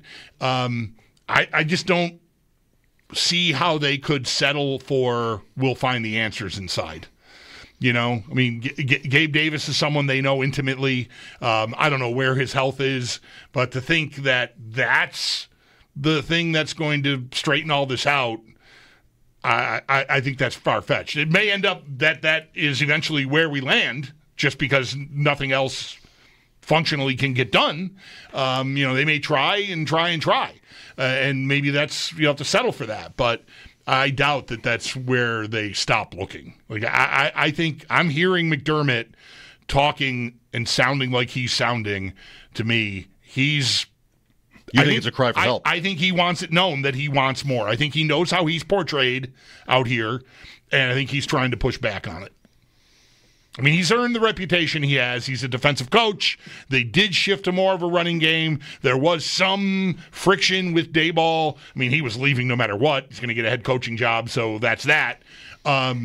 So you can be wherever we've all been on McDermott to some extent, but to me, he is. I don't know. I want to stop short of saying he's raising a flag, but I mean he volunteered this information yesterday about never having said I love to run the ball or whatever it was. He felt he was being mischaracterized, and that's very noticeable to me that he's doing that. Tucker Kraft, by the way, that is the Kincaid draft. Green Bay's guy. Yeah, he was tight end 7 in that draft, pick 78, third round. He was the second. This happens with the Ravens, too. He was the second tight end picked by the Packers in that draft 2 years ago. Yeah. Luke Musgrave, who was on the field for a minute last night. Yeah, that guy, I mean, that was a dominant performance. I even texted you, which usually by end of the postgame we're sick of each other, but I texted you last night. Like, you had Green Bay in the picks, and I had Pittsburgh, and I just had to tell you how happy I was to be wrong about that. I loved it. Yeah. For a while, I was like, this is a classic Pittsburgh game. Right. They make the field goals, you don't. That's the rule. And just like little calls and just nonsense things, like they're going to win. 16-9, I admit I fell asleep and thought, my thought falling asleep, closing my eyes was, they're going to win this game 23-12. Pittsburgh. Yeah. That's what they do. That's what it looked like through the first half. But, Green Bay obviously got off the mat there in the second half. And it wasn't even close. Right. I think that's how you have to beat Pittsburgh to beat Pittsburgh. Like, you just have to be way better. Knock them out. And then their field goal fun doesn't really affect you too much. Right. And Love went for 360. Oh, nothing is more annoying in fantasy than having a good team with 2 quarterbacks who are like projected right the same. Let's say Jordan Love and Baker Mayfield. For example, and getting that wrong by like 25 points. Yeah. May and Prescott. I've mentioned these May Prescott teams. I love them. Yesterday, May against the Browns, 30 fantasy points. Prescott, 10. It's just so easy to be wrong and so annoying to be wrong. And they're just like coin flip plays, and man, to nail it feels great, but it's not as good of a feeling as it is a bad feeling when you miss it. Can you just give me whoever's better of the two? Right. Can you just give me the points, give me the credit, and can that be it? I drafted him. Right. I knew what I was doing. Oh, it's the worst. Mike Schopp and the Bulldog here on Football Monday. Sal Capaccio just after 5. This is WGR.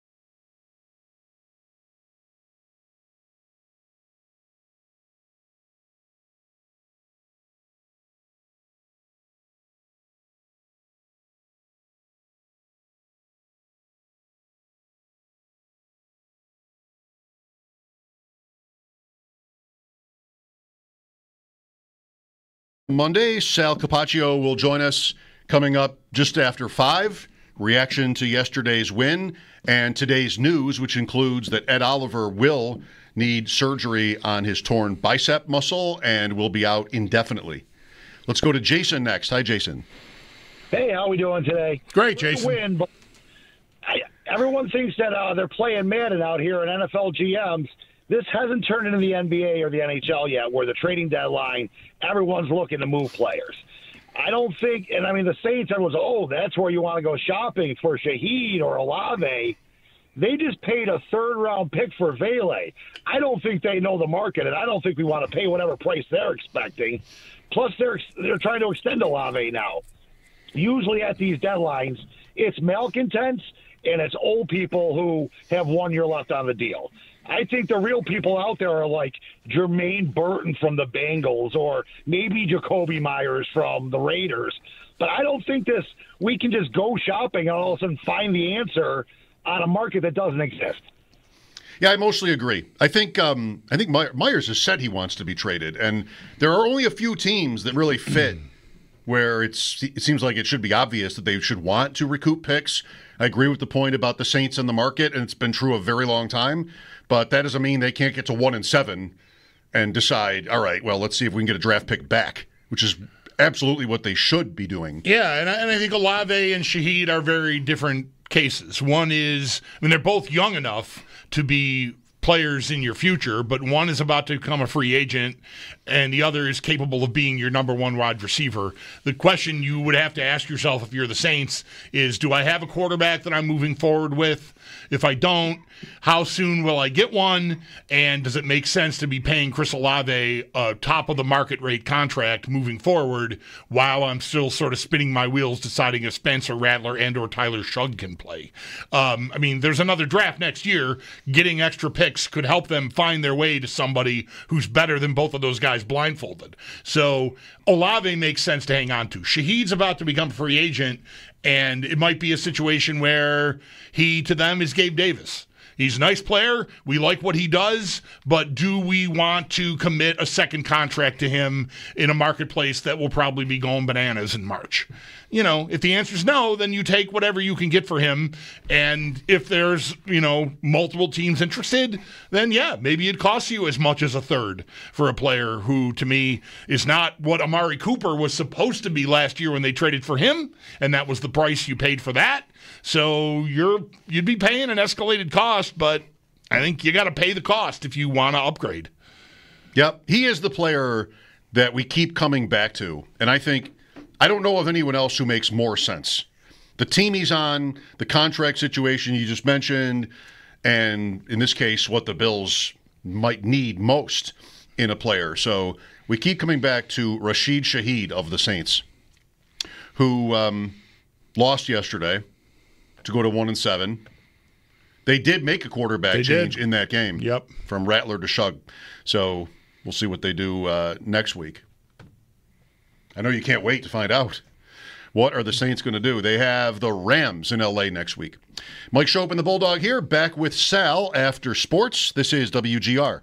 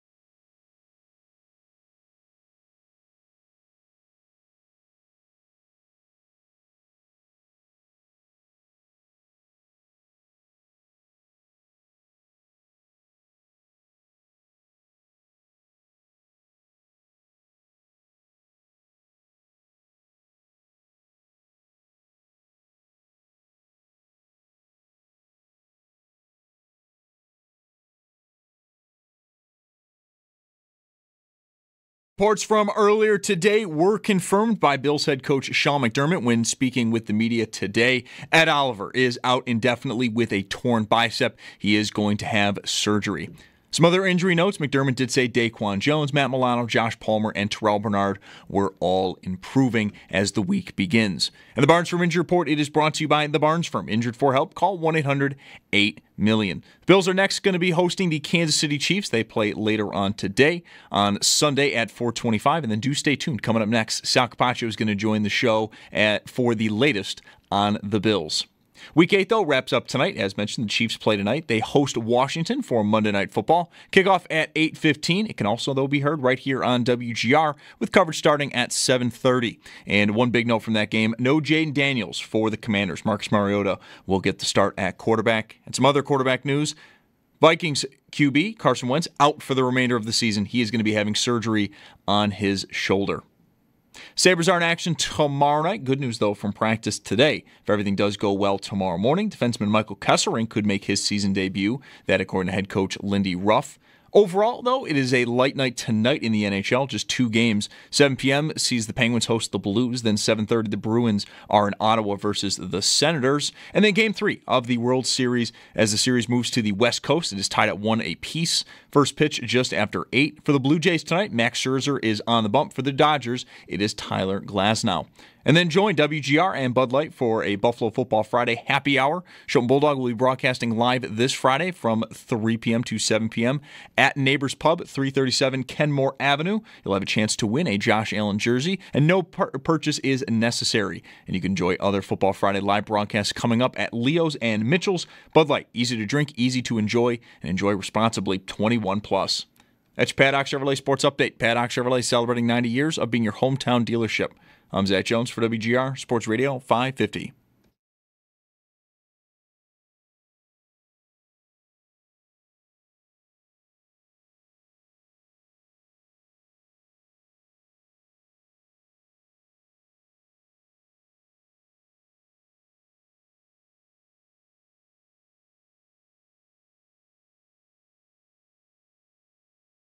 Bulldog knows, and maybe you do from listening well enough, it's a long list.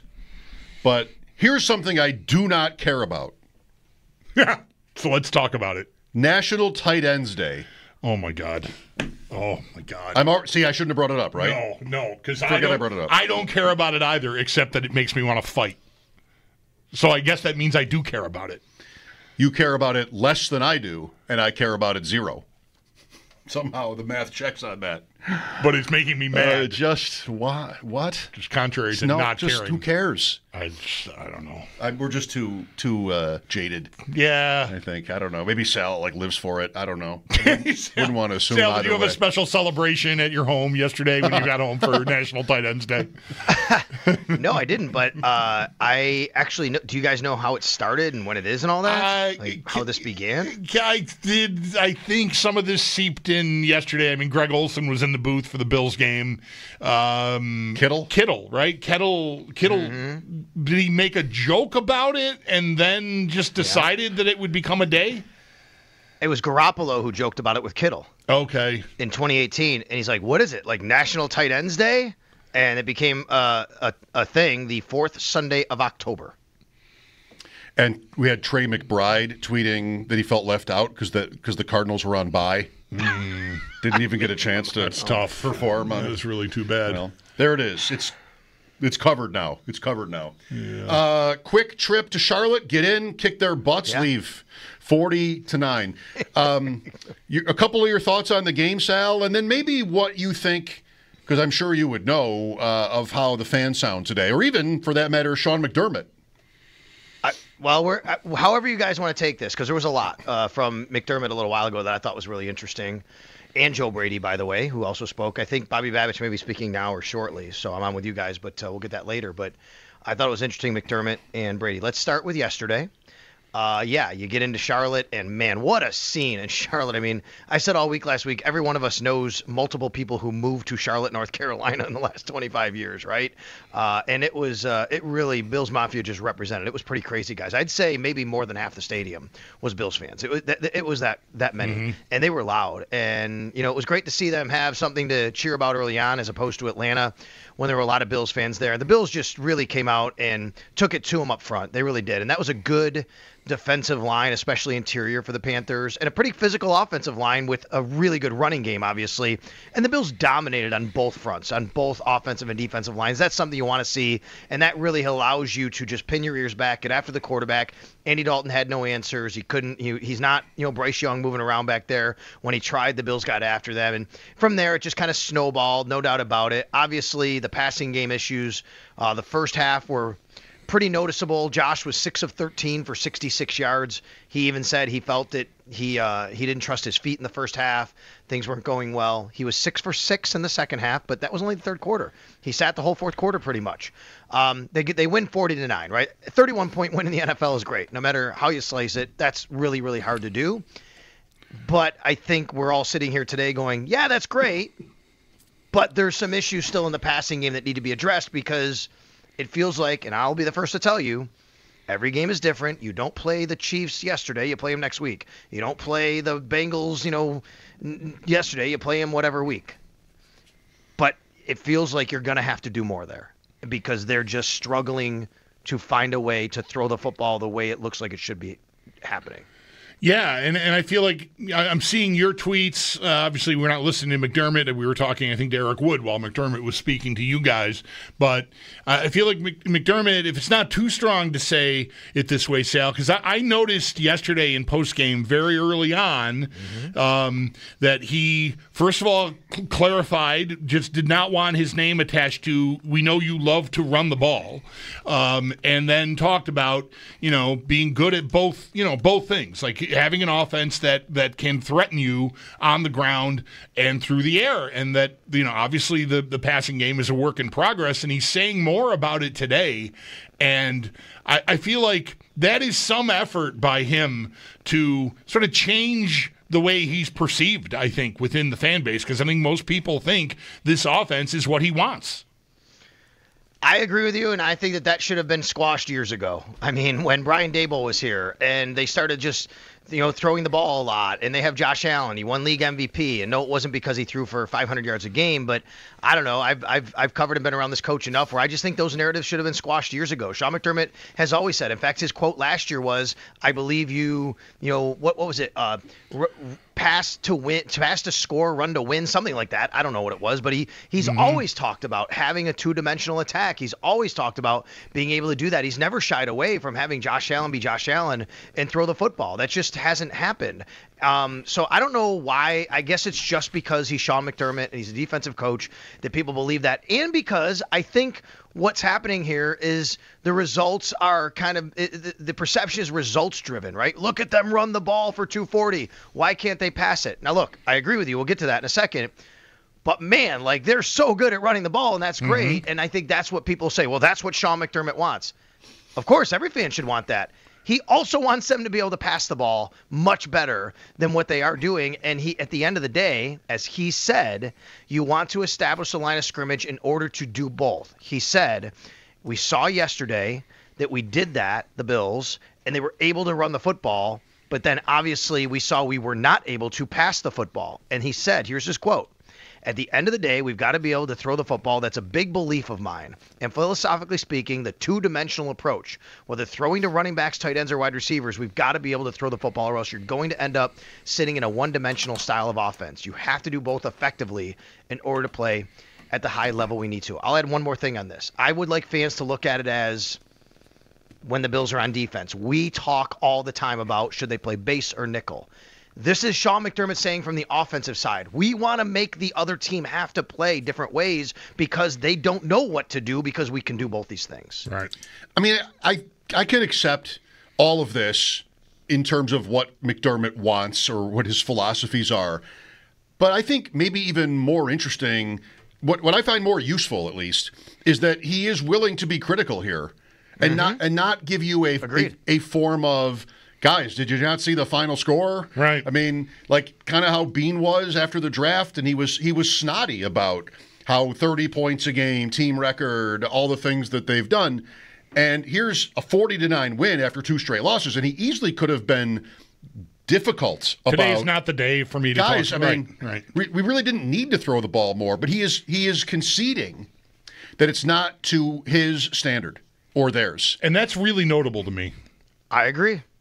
I mean, is it messaging into the organization? Mm-hmm. Is it messaging to Joe Brady? I mean, he's the head coach, right? I mean, like, it could very well be. But I agree. It seems like he is making a concerted effort to let people know. I'm on board with we aren't throwing the ball well enough. We're not doing it well enough. There's a difference, too, right, between volume and efficiency. And I'm not going to sit here and tell you I think Sean McDermott wants to throw the ball 70-30. I don't believe that that's the case. And maybe fans want to do that, and that's where makes where people come from, whereas, well, he's a defensive coach. Mm-hmm. What he wants to do is be able to throw the ball effectively, and if they get in situations and when they are in the situations to do that. And it's not having to be painted into a corner to do that, right? It's just throughout the game, you don't know what we're going to do because we're really good at both. And we're going to show you we're really good at both. Sorry, Sal. Is this one where you would go as far as to say everybody has some blame in this, whether that's the coordinator, the receivers, we're always harping on the receivers, even Allen? Like, would you go as far as to say the blame is just shared, maybe not evenly, but that even the quarterback is somewhat at fault? Sure. I mean, I thought Josh Allen wasn't very good yesterday in the first half. I don't think he's played some of his better football over the last several games for different reasons. But I think it's partly because he has a receiving core that struggles to get open. And for Joe Brady's part, now Joe Brady said some things today that are really firing some people up on social media because his quote was, "I have no concerns about the passing game." He said, when we played Baltimore, we showed we can throw it when we need to throw it. Well, we also know they needed to throw it against New England a little bit and against Atlanta especially, and it kind of didn't work out, right? So I think a little bit of that is protection of his guys, showing belief in his guys, right? And I understand that right there. But for Joe Brady's part, too, I will say this.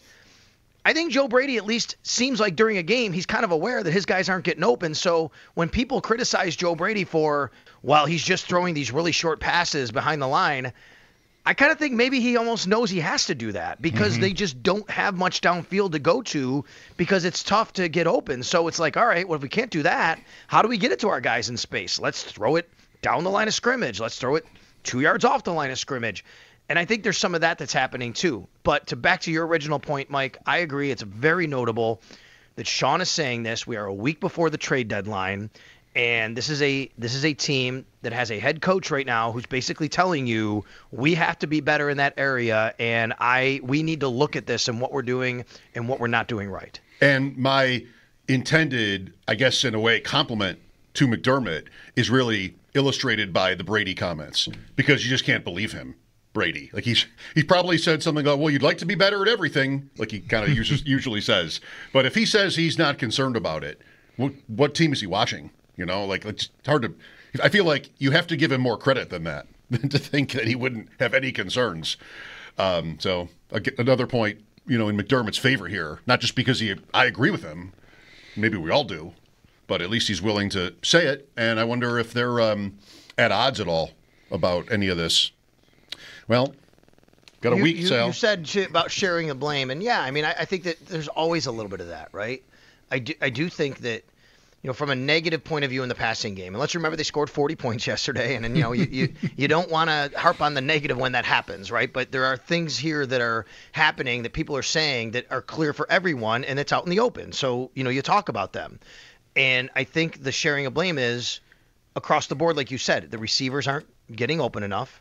They've had protection issues. They even had a couple show up yesterday, but they were better yesterday overall. The quarterback seems like he wasn't quite right yesterday in the first half, and maybe not as much in the Atlanta game either. You look at the personnel, you look at how the roster's been built. Do they have the right players? I think all of that should be discussed and on the table, and that's why you get to you're 1 week before the trade deadline. You're sitting at 5-2. You're still a really good team with an MVP quarterback. How do you get back to where you need to be? Yeah, I think it's right to look at Allen, too, but I said this yesterday on postgame, and it just hasn't come up exactly for me to say it today, but I think we all know, I think, if you watch, you're watching football for long enough, there are things that can make a quarterback skittish and not trust his feet, I think is the phrasing Josh used yesterday. A few times. Specifically, about it. And, one is pass rush, like we saw in the Atlanta game, and another, and these can be a combination of things in the same game, like the Atlanta game also, I think, would have been a situation where not enough guys were open often enough, but it can make you give up on things where guys are going to be open, but you don't trust because too often you're looking down there and nothing's presenting itself, and so then you start compounding your ineffectiveness by the quarterback maybe passing up opportunities because he gives up too quickly because he's getting conditioned to I'm just going to have to run around until someone breaks free because 1, 2, 3, 4, 5 steps, nothing. Okay, let me run around and see if we can get a broken play for 50 yards. And that's just no way to have a passing offense. So I'm creating a safety net to take away some of the blame for Allen because I don't think he's blameless, but I think I understand why he might be off because the pieces aren't all working together the way he's used to. You hear the word rhythm a lot. Josh used it yesterday. I wasn't in a rhythm. Quarterbacks want to be in a rhythm. You know when it's humming. You bam, bam. You're just getting a rhythm. It's great. And I think that's what you're talking about here, Bulldog, which is when you could diagnose what's happening, get the ball, get it out of your hands, bam, there you go. Get 6, 7 yards, and all of a sudden one breaks down the field a little bit. That's being in a rhythm. I just think right now, and Sean, I got to remember, I didn't write down the quote here. He kind of talked about this, and he didn't use the word rhythm, but he did maybe were in sync or working together or something. The Bills on the defensive side, they say this a lot. They say pass rush has to marry with the coverage, which is great. And let me give you an example of that. People say, what does stuff like that mean? We talk about complementary football and all that. What does it mean when pass rush marrying the coverage? Well, let's say you have a blitz on the right side of the defense, okay? Well, typically you want to throw it where the blitz is coming from. That's a hot read. So if the guy who's covering in the secondary on that side or the linebacker who's not blitzing knows there's a blitz, he's going to be a little quicker to say, I'm going to jump this. That's coverage meeting pass rush, right? You want to know what your job is based on the guys in front of you. The Bills talk about that a lot. I think Sean McDermott talked a little bit about that today offensively, about the passing game. And this goes to offensive line, quarterback, wide receiver. There has to be a synchronization there. Well, we're bordering on harping on it at this point. No offense to anybody in the room, because it's almost time to break, and we've only really been talking about this one facet. I'm fine if we talk about Oliver's injury here, Sal. Yeah. Now let's harp on Oliver. That seems pertinent. Or we can harp on James Cook, and I just say he's so fantastic. He is really amazing. Watching him field level, guys, he's a special player. I don't mean to hijack this by not getting to Ed Oliver. I just want to make sure that I tell you, that guy is unbelievable to watch. He really has amazing vision, amazing contact balance, and the things that he's doing now are incredible. Oliver, torn bicep, how long? Most of the season, but not. We're not calling him done, right? Indefinitely is the term used by Sean McDermott. The general consensus from the, I guess, social media doctors and people like that, football doctors you read, are probably regular season, chance for the playoffs. All right. Defensively, yesterday, they got through it. Nice to see Hairston play. Yeah. Poyer's on the field a lot in this game. Hoyt and Ogunjobi were needed, and they gave up 9. So and Hairston and Hancock got some snaps under them. And Hancock, right. So I'll tell you guys, I'm going to give the coaching staff a lot of credit for this one. I mean, I remember last Friday, I think I came on with you guys, and I said this. When Sean McDermott was on his radio interview with me on Friday, I think I told you guys how notable it was to me that unprompted he used the word personnel when I asked what self-scouting meant. I said, Sean, what does self-scouting mean? And he said, yeah, tendencies, what do they do? And he said, in personnel. And I'm thinking, He unpromptedly said that. Are they going to make personnel changes? I give the coaching staff credit for making personnel changes. They did. I mean, Max Hairston played, and he played right away. And that was a surprise to a lot of people, myself for sure. Jordan Hancock, bam, first series of the game, 3rd and 7, he comes in the game. He's on the field. That's a personnel change. They got more athletic. They got twitchier. They got faster immediately. He saved a touchdown, Hancock. He did. If that's Rapp or Poyer, that's a touchdown. That's exactly right. Michael Hoyt, we knew he'd play immediately, and I've been saying to you guys, I'm super excited to see because they have a plan for him, and everything came to fruition. Inside, outside, on the ball mostly, a little bit off the ball, I guess, here and there, if you want to call it that. But he was so good at really creating pressure and doing everything they needed him to do. Ogunjobi, he did his job very well. I think, and then the linebackers. I mean, I don't know if people realize that the Bills started 3 linebackers in this game. They started base because of personnel on the Carolina Panthers. The 3 linebackers were Shaq Thompson, Dorian Williams, and Joe Andreessen. I mean, even, Terrell Bernard, because he's recovering from an injury, dressed, he was available, but he didn't play. Matt Milano's still, nursing his injury. I mean, I'm just telling you, I give the coaching staff credit for, really having the stones, I guess, to make some of these changes and say, we're going to go this way and do it. And one thing we haven't talked about yet is it appears Sean McDermott is calling defensive plays right now. Yeah, I wanted to get to that. When he was asked about that after the game, the way he just so matter-of-factly said, we joint effort or we do it together, that's news to everyone, right? Yeah, and it was looking like it during the game, so it was asked about it. He was asked about it. He said... Today, we do things together, and I think that's the right approach. Sharing information and tendencies. Said it went well Sunday against the Panthers. I mean, this looks like this is happening now. And in some capacity, Sean McDermott is involved in the defensive play calling, even if it's not outright him always doing it. But he's Bobby Babbitt's still doing stuff. I just think defensively.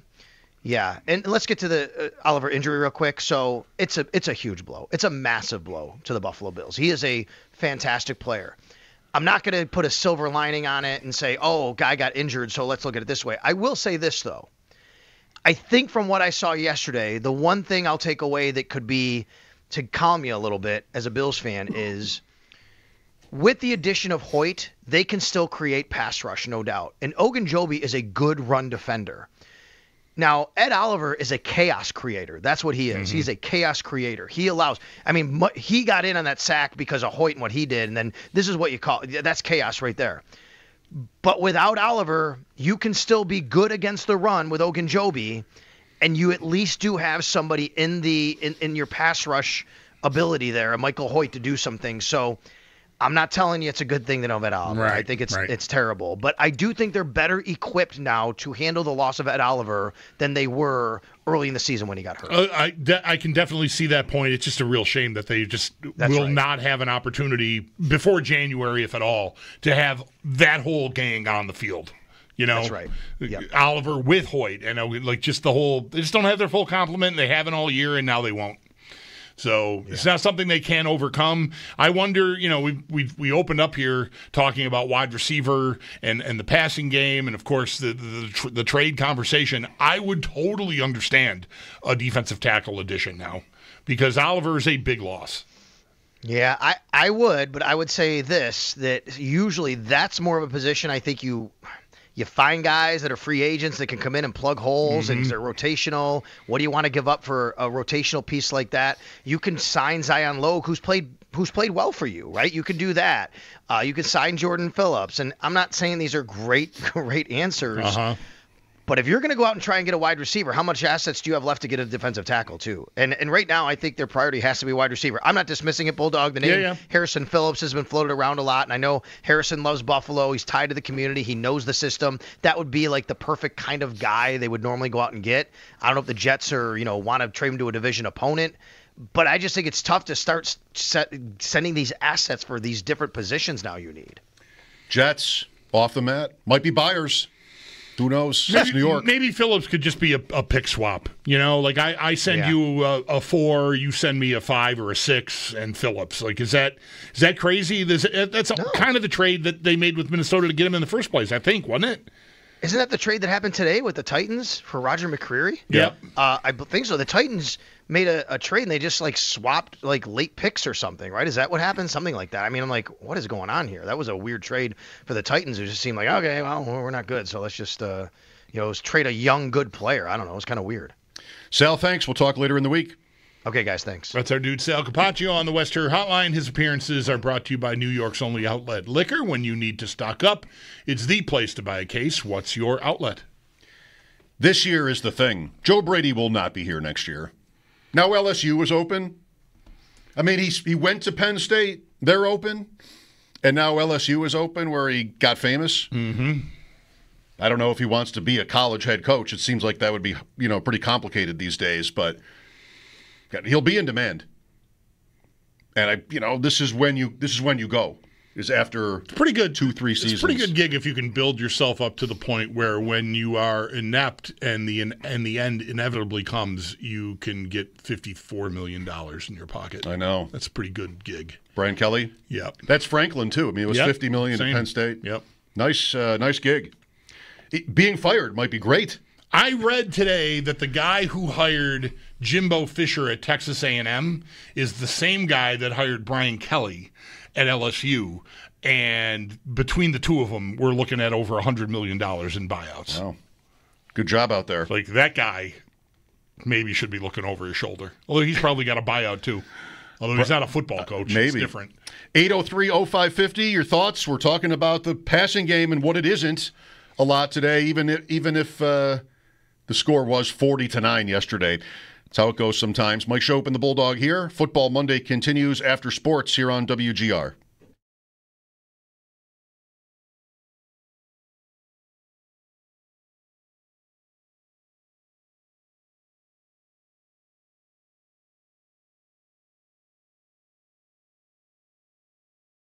Folks, Bulldog here for Excelsior Orthopedics. We all know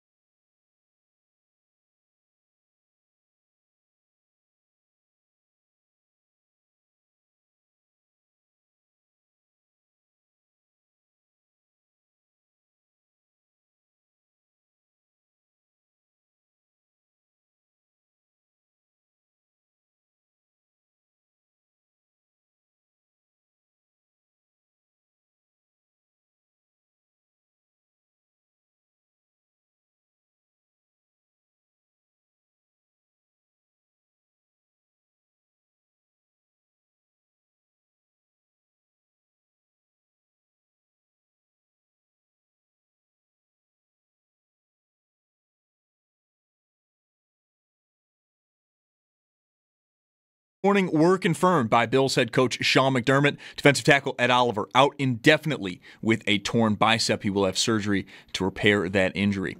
Some other notes, McDermott did say Daquan Jones, Matt Milano, Josh Palmer, and Terrell Bernard are all improving, and that we will see how this week progresses. And the Barnes Firm Injury Report, it is brought to you by the Barnes Firm. Injured for help, call 1-800-8-million. Next up for the Bills, they will host the Kansas City Chiefs, who are in action tonight on Sunday at 4:25.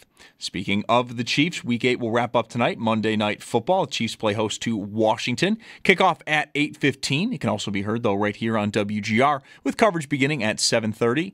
No Jaden Daniels for the Commanders tonight. Marcus Mariota will get the start at quarterback. For the Sabres, they are in action tomorrow night. Good news, though, from practice earlier this morning. If everything does go well tomorrow morning, defenseman Michael Kesselring could make his season debut. That, according to head coach Lindy Ruff. And then World Series, it moves to the West Coast for game number 3. The series is tied at 1 game apiece. First pitch tonight just after 8 o'clock for the Blue Jays. Starting on the bump, Max Scherzer. And for the Dodgers, it is Tyler Glasnow. That's Paddock Chevrolet Sports Headlines. Paddock Chevrolet celebrating 90 years of being your hometown dealership. I'm Zach Jones for WGR Sports Radio 550.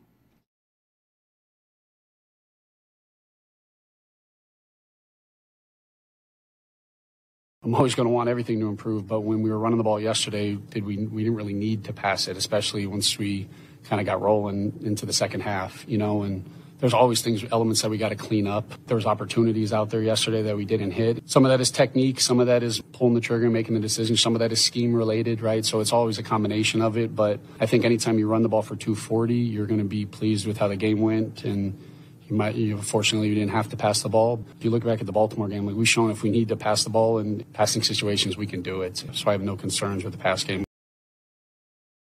Yeah, Joe Brady, that's what we were just talking about. He always says exactly what you would write for him if he worked for you. Like every word of it is we had scored 40 points. You can't really complain about a game like this. We know we can do it. Wasn't that kind of game, etc. Whereas we think, as we've talked it out today, including Sal, it's notable that Sean McDermott is not talking like that after this game. And, maybe he usually would. He doesn't want to tell you what he thinks their problems are. I mean, coaches never want to do that. Right. It's dangerous to do that. You don't even want to talk about mistakes that happen on the field in retrospect, because I've heard McDermott say this, that could affect us later. Then what we wanted here. And just he doesn't want to give details away, or certainly to be critical if he can avoid it. Some, seasons you can't avoid it. But, he hasn't had any of those seasons, at least in a long time. Anyway, he's not saying that. What Brady is saying, he's not saying that. He's not saying, we know we can do it. Pretty much saying we're fine is what Brady sounds like. Nothing to worry, nothing to see here. And, you can choose your fighter, I guess, in this. Not that they have to be at odds or have to say everything the same. I don't take what I'm hearing from Brady to mean at all that they disagree about the state of their passing game. I just think one gave you coach speak, and the other one, I think, very tactically wanted to tell you what he told you. I just think McDermott is he's working on a project. I don't know. I'm exaggerating now, but I think he wants to be heard saying we need more out of our passing game. I mean, it's plainly obvious that they should want more out of it. And I don't know. I don't want to just disregard the guy who didn't say the thing that I like or that I agree with. Because I don't always like the things that are right necessarily. But I just think McDermott's way more notable to me than Brady. Brady's just getting through a news conference without laying anybody out. And to me, McDermott, while not laying anyone out, is, I think, making it known we have to be better or we need more, or somewhere in between those two ideas is where McDermott, I think, is positioning himself. It's interesting too, because, and this isn't to say it has to be like this or had to be like this, football Monday and all. The Bills have won tons of games by big scores the last 5 years. And usually what we do when they're over, post-game can be a struggle, because there's nothing really to complain about, and that's usually what, is the most interesting conversation. So Then you get to Monday, and it's just kind of like on to the next week. And next week is the Chiefs, and we're not on to next week yet. Right. Like, that's what today, that's what I was thinking about this morning was, all right, are we on to Kansas City? Not necessarily. And we're not yet. Like, in our discussions today, we're not yet. I would ask this question about Sunday, though, coming up.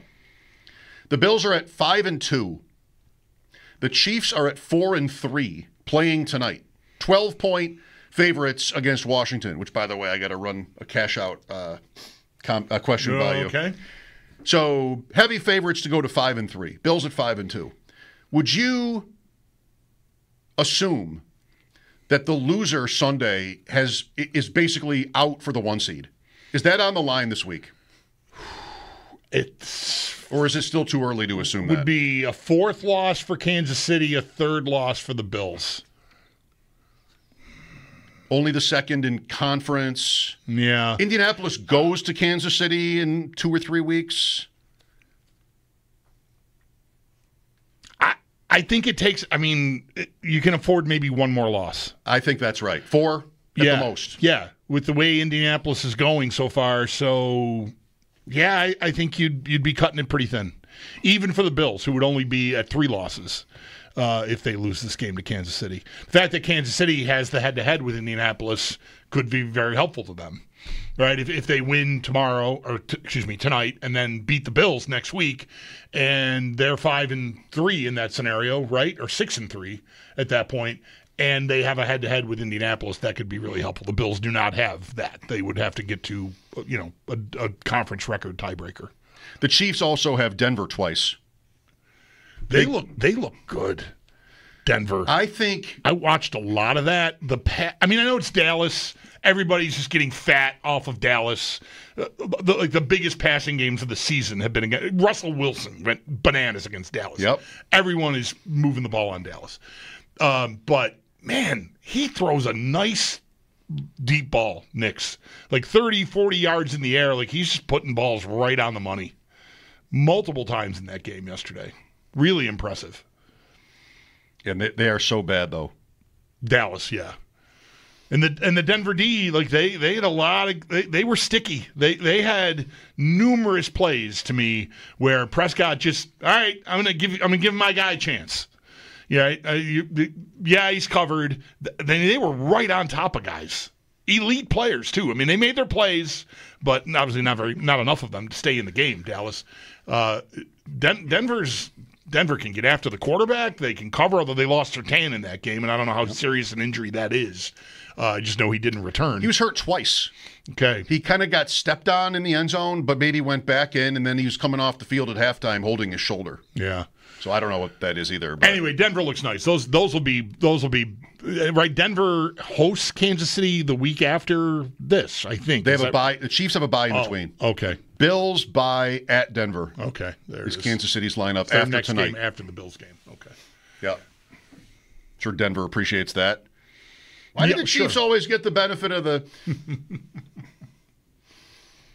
803-0550 is the number. 3-leg parlay. Look at me. I'm all grown up. 3-leg parlay. Yeah. Jets, Colts, Chiefs. All right. The cash out is 3-1. The win would be 7-1. And it's a little bit low because the line is moved toward Washington. And you need the cover here, right? You've got the Chiefs minus the whatever 11.5, 12.5 in my case. Yeah. Small bet on Washington. I would, just don't take a buyout on that. Don't take the buyout, just hedge it. Sure. That's what I'm inclined to do. Or just sit. Let it ride. Yeah. That's probably what I would do. I've never yet thrown a hedge bet in. Ever? Ever. Well, I mean, I believe you when you say how you didn't the big one, you didn't bet the Steelers. Right. I mean, literally hundreds were at stake, if not thousands, and you didn't even bet the Steelers, which that would have been impossible for me. You'd have to, with numbers like that, though, you'd have to have enough in your bank because you want that to be a real number. Right. Like you have a $2,100 cash out option or $3,700 to win that would go to zero. if the Steelers won that game against Cincinnati. Mm-hmm. I mean, I would want to put hundreds on the Steelers just to give me something out of that. But the parlay bet wasn't that big, so then I could end up losing, whatever it is, whatever the math is. It all worked out. I'd have to have something. Yeah. I'd have to feel like I won either way if I got that close. Yeah. This is not big enough to worry about it, but I'd have to get something out of it. I was tired. It was the end of a long day. I was tired yesterday morning coming home from the World Series. Yeah, I'll bet. We had a pretty smooth trip leaving Toronto. We got to the Lewis and Queenston Bridge at like 1:15. One line, 30 cars. That's tough. I'm so spoiled with the Nexus. Like, we just it's closed when it's that late. Yep. So we just had to wait that out. I mean, it went pretty fast for what it was. But still, yeah. So I'll tell you real quick. Saturday morning, we ended up leaving, my friend and I, for Toronto at like 11, before 11 in the morning. Long day. And he's driving, so I'm going to take my Halliday jersey. I might want to wear it. I kind of might want to wear a jacket, but Sneaky Joe said Friday night it got super hot in there. But, if we're walking around Toronto, I might want a jacket. So I'm thinking through all my wardrobe options, and I find in the laundry room, as I'm planning all this out, I find my Blue Jays visor in the dirty clothes bin. And I had no memory of putting it there. Like, why is this visor? I'm not usually one to wash the visor. That's not something you would throw in the washing machine, is it? Well, I mean, you should probably, but I usually don't. Yeah. So there's my Blue Jays visor. I decide I'm, of course, going to take that. And I get up there, and I decide this is what I'm not going to wear the jersey. I would never wear both. Mm-hmm. So I'll wear the visor. Wear it all day Saturday. I mean, what is that? 14 hours more walking around all day Saturday at the visor on. And it was hot in there. It's pretty sweated up. Then yesterday, I'm just like really slow start, get all the lineups in, came here. I was here, for the game. And I've still got the Blue Jay. I didn't sleep in it, but I'm wearing it again. I'm wearing it yesterday. Then I haven't given 10 seconds more thought to why it was in the dirty clothes bin, although I would have put it there. So it's like 11:30 last night. The Packers game has ended. I'm wrapping up the scene there for the night on the couch, and my dog is asleep in her bed, 20, 30 feet away. I take the visor off, and she jumps out of the bed for it and just starts licking it like it's food. And I think to myself, that's why I put it in the bin. Because Margot probably did this the other night. And like, I got to wash this thing if I'm going to maybe wear it to the World Series. I've got dog lick all over it. Never even remembered why it was there. Wear it the entire weekend.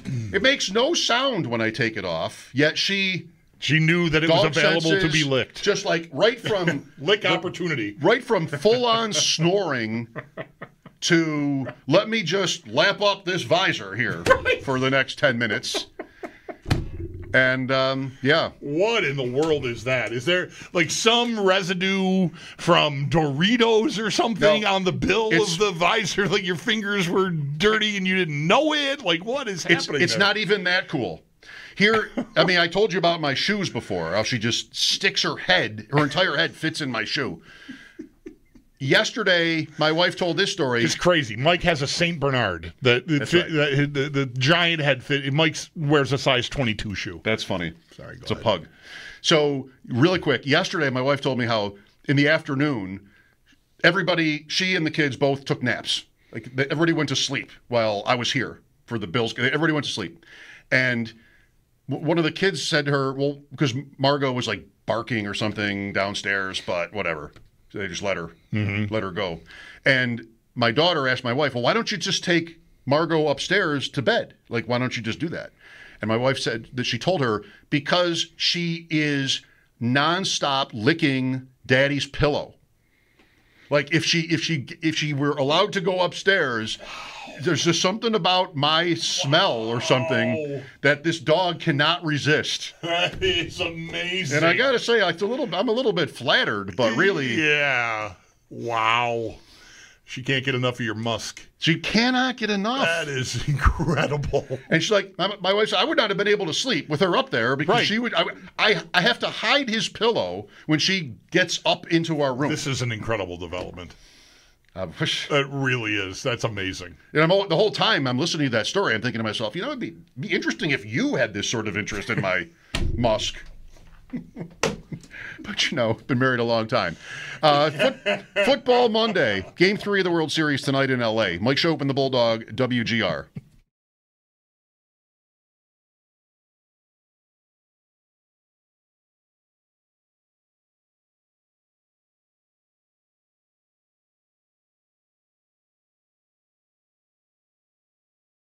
Folks, Bulldog here. When Buffalo takes on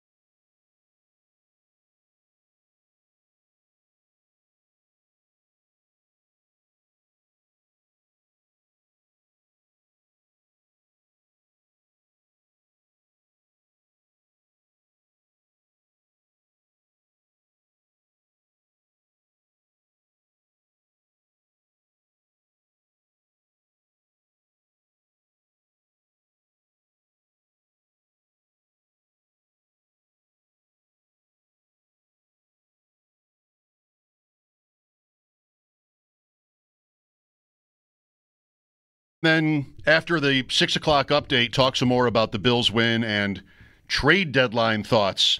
A lot of fans, relatively speaking, have called us for the last couple of weeks about trade deadline hopes and dreams, and there's a little bit more of that today, or even a lot more. 803-0550 is the number. The Sabres get 3 of 4 from Toronto over the weekend and host Columbus tomorrow. Did you watch Saturday's game? I did. Did you think the one goal they disallowed should have counted, where Benson bumped the goalie? No, I thought that was legit. I agree. I think you have to call that. Yeah, but they didn't at first. Hockey has a space ref. Yeah, and no, Toronto challenged. Did they go that far as to challenge? I couldn't hear. I don't know that they did. I'm not sure now. The refs talked. Yeah. If they did, I don't know, because I couldn't hear the broadcast. I was at a bar in Toronto, and it was on, but I don't know what was said. However, my antenna were up right away because I was watching Toronto earlier in the week when they challenged for a goaltender interference that was completely ridiculous. That they tried it and it cost them dearly. They didn't win the challenge and then they gave up a goal. The Leafs, yeah, the Leafs. So okay. I was, but now I can't remember if they had to challenge or the officials just figured it out. But either way, it was the right call. That was too bad. I thought they were the Leafs. Might be bad. It's early. The Leafs might not be that good. Yeah. They are. It's game after game. They are trying to figure out who to put on a line with Austin Matthews to make things work, and it's not really working. He got a goal from his favorite spot, but still, that was on Friday, I think, not Saturday. I don't remember. The games are sort of blending together. Anyway. The Leafs are very gettable, so I'm bummed out they didn't steal that second point from them. I thought Luukkonen was just kind of, I thought he cost them in the game, I thought. Lion likely tomorrow for Columbus. That'll be, 6:45 game? 6:45. So back to the Bills after the update. Mike Schopp and the Bulldog, WGR.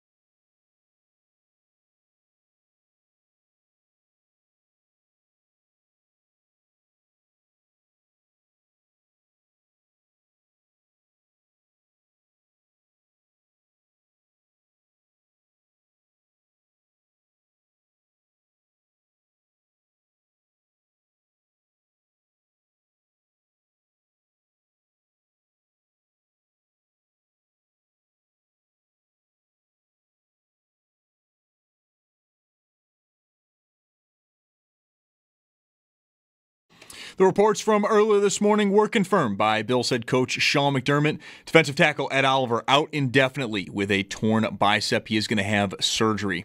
Some other injury notes. McDermott did say Daquan Jones, Matt Milano, Josh Palmer, and Terrell Bernard are all improving, and that we will see how the week progresses.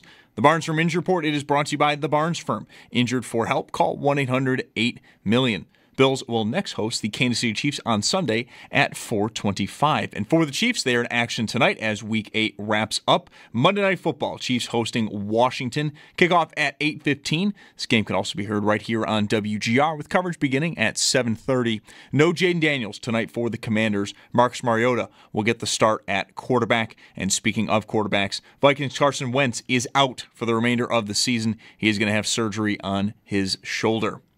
To the Sabres, no game tonight. They're in action tomorrow. Good news, though, from this morning. If everything does go well tomorrow morning at practice, defenseman Michael Kesselring could make his season debut. That, according to head coach Lindy Ruff. Although in the NHL as a whole, it is a light night. Just 2 games. 7 p.m. Penguins host the Blues, and 7:30 the Bruins are in Ottawa versus the Senators. And over in baseball, the World Series moves to the West Coast for game number 3. Series is tied at 1 apiece. First pitch just after 8. For the Blue Jays, Max Scherzer gets the start on the bump. For the Dodgers, they are going with Tyler Glasnow.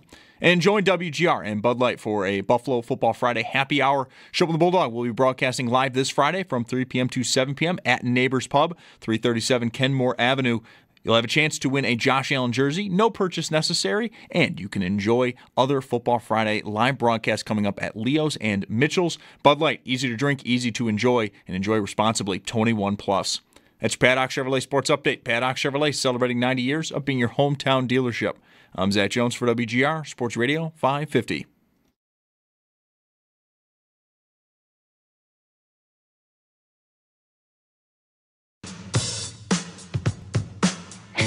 It's Mike Schopp and the Bulldog. James is playing outstanding right now. Our O-line's giving him a lot of holes, but he's just making some unbelievable cuts and outrunning people and just doing what James Cook does. Hand off to Cook through a hole and darts into the open, and he is Gone. Gone.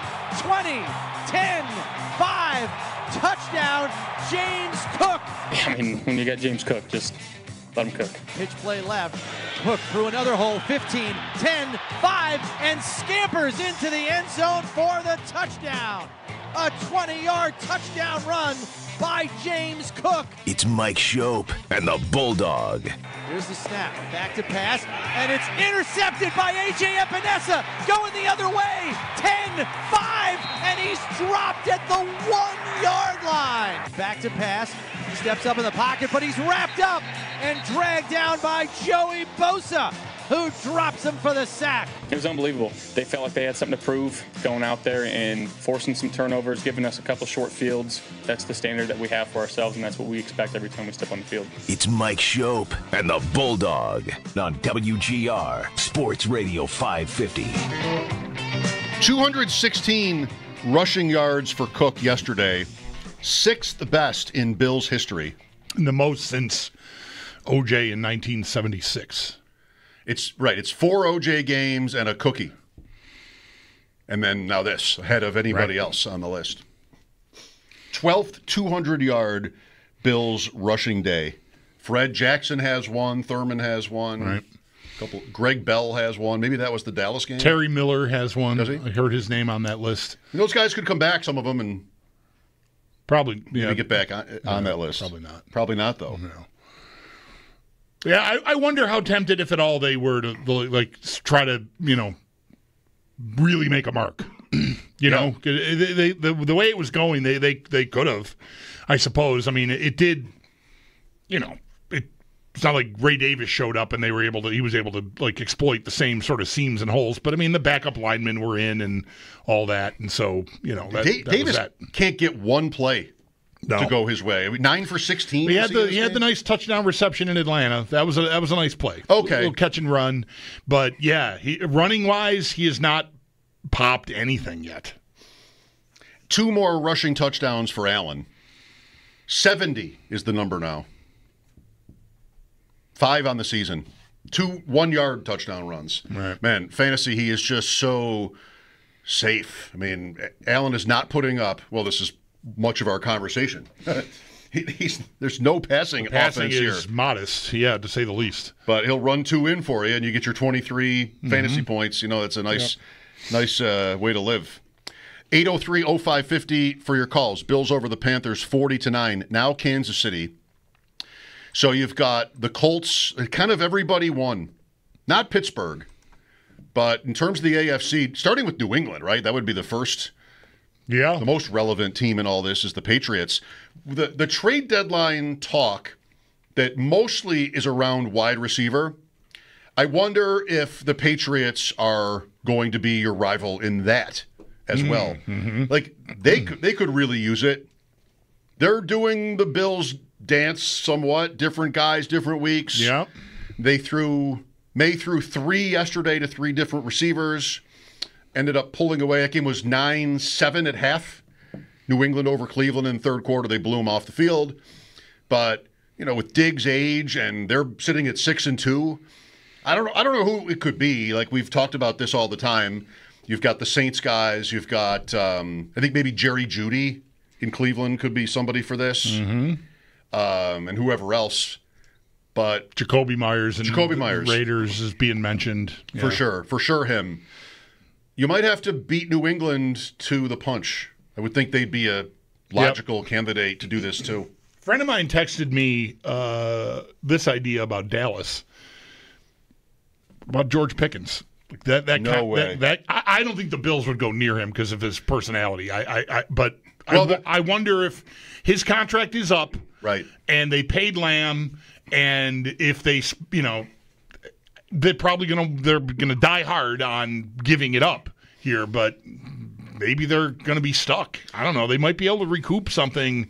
Would he not almost go to the top of the list of guys that he doesn't outrank Olave? I don't think. Olave would be safer. Maybe that's the tiebreaker. Olave's also had 4 or 5 concussions. That's right. Pickens, knee-jerk reaction went no way, thinking of it from the Dallas side. I'd go near him. Like, I'd do it. I'd welcome him to my team. But I just... How does Dallas always get itself into these spots, right? 3-4-1 is their record right now. 3-4-1. They're a playoff candidate, but they can't stop anybody. And he's really doing well. Pickens is having a great season for Dallas. So maybe if you've decided, well, maybe this is what you should do. If you've decided you're not going to do this extension, right? Then this is what you should do. But then you're kind of giving up on the year a little bit. Right. Who do they are they playing next week, Dallas? Let me look. Yeah. Who have they got? Oh, I love when I can't find the game. Oh, they're hosting Arizona next Monday. That's what I was going to say. So that's a quick turnaround to Tuesday's deadline. Like maybe they need, win that game, you're 500, and there's a lot of teams around that. Like there's a lot of, look at the standings. There's a lot of 3-4, 4-3 in the NFC. There's just a log jam of teams. So if they can get to 4-4-1, maybe they feel like they're going to want to stay in it. 5 of Dallas's next 6 games are at night or on Thanksgiving. Their next 2 games are both on Monday night. They have a bye in between. Arizona and then at Vegas. Okay. Assuming that they don't flex these games. Then Philadelphia at home is a normal, like a 4:25 game or something. Thanksgiving, they host the Chiefs. That'll be cool. At Detroit the following Thursday night, like a week later.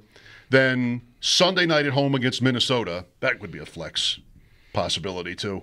Minnesota. Yep. Minnesota might not win 3 more games. Like, their schedule is so hard now, and they put Wentz on the shelf today. It should be McCarthy, but they're still saying, like, he's not fully healthy, I think, maybe. So that's up in the air, but they have a really tough road home. Imagine a world where a Dallas Cowboys Sunday night game gets flexed out. I know, right? That's Bills Patriots week.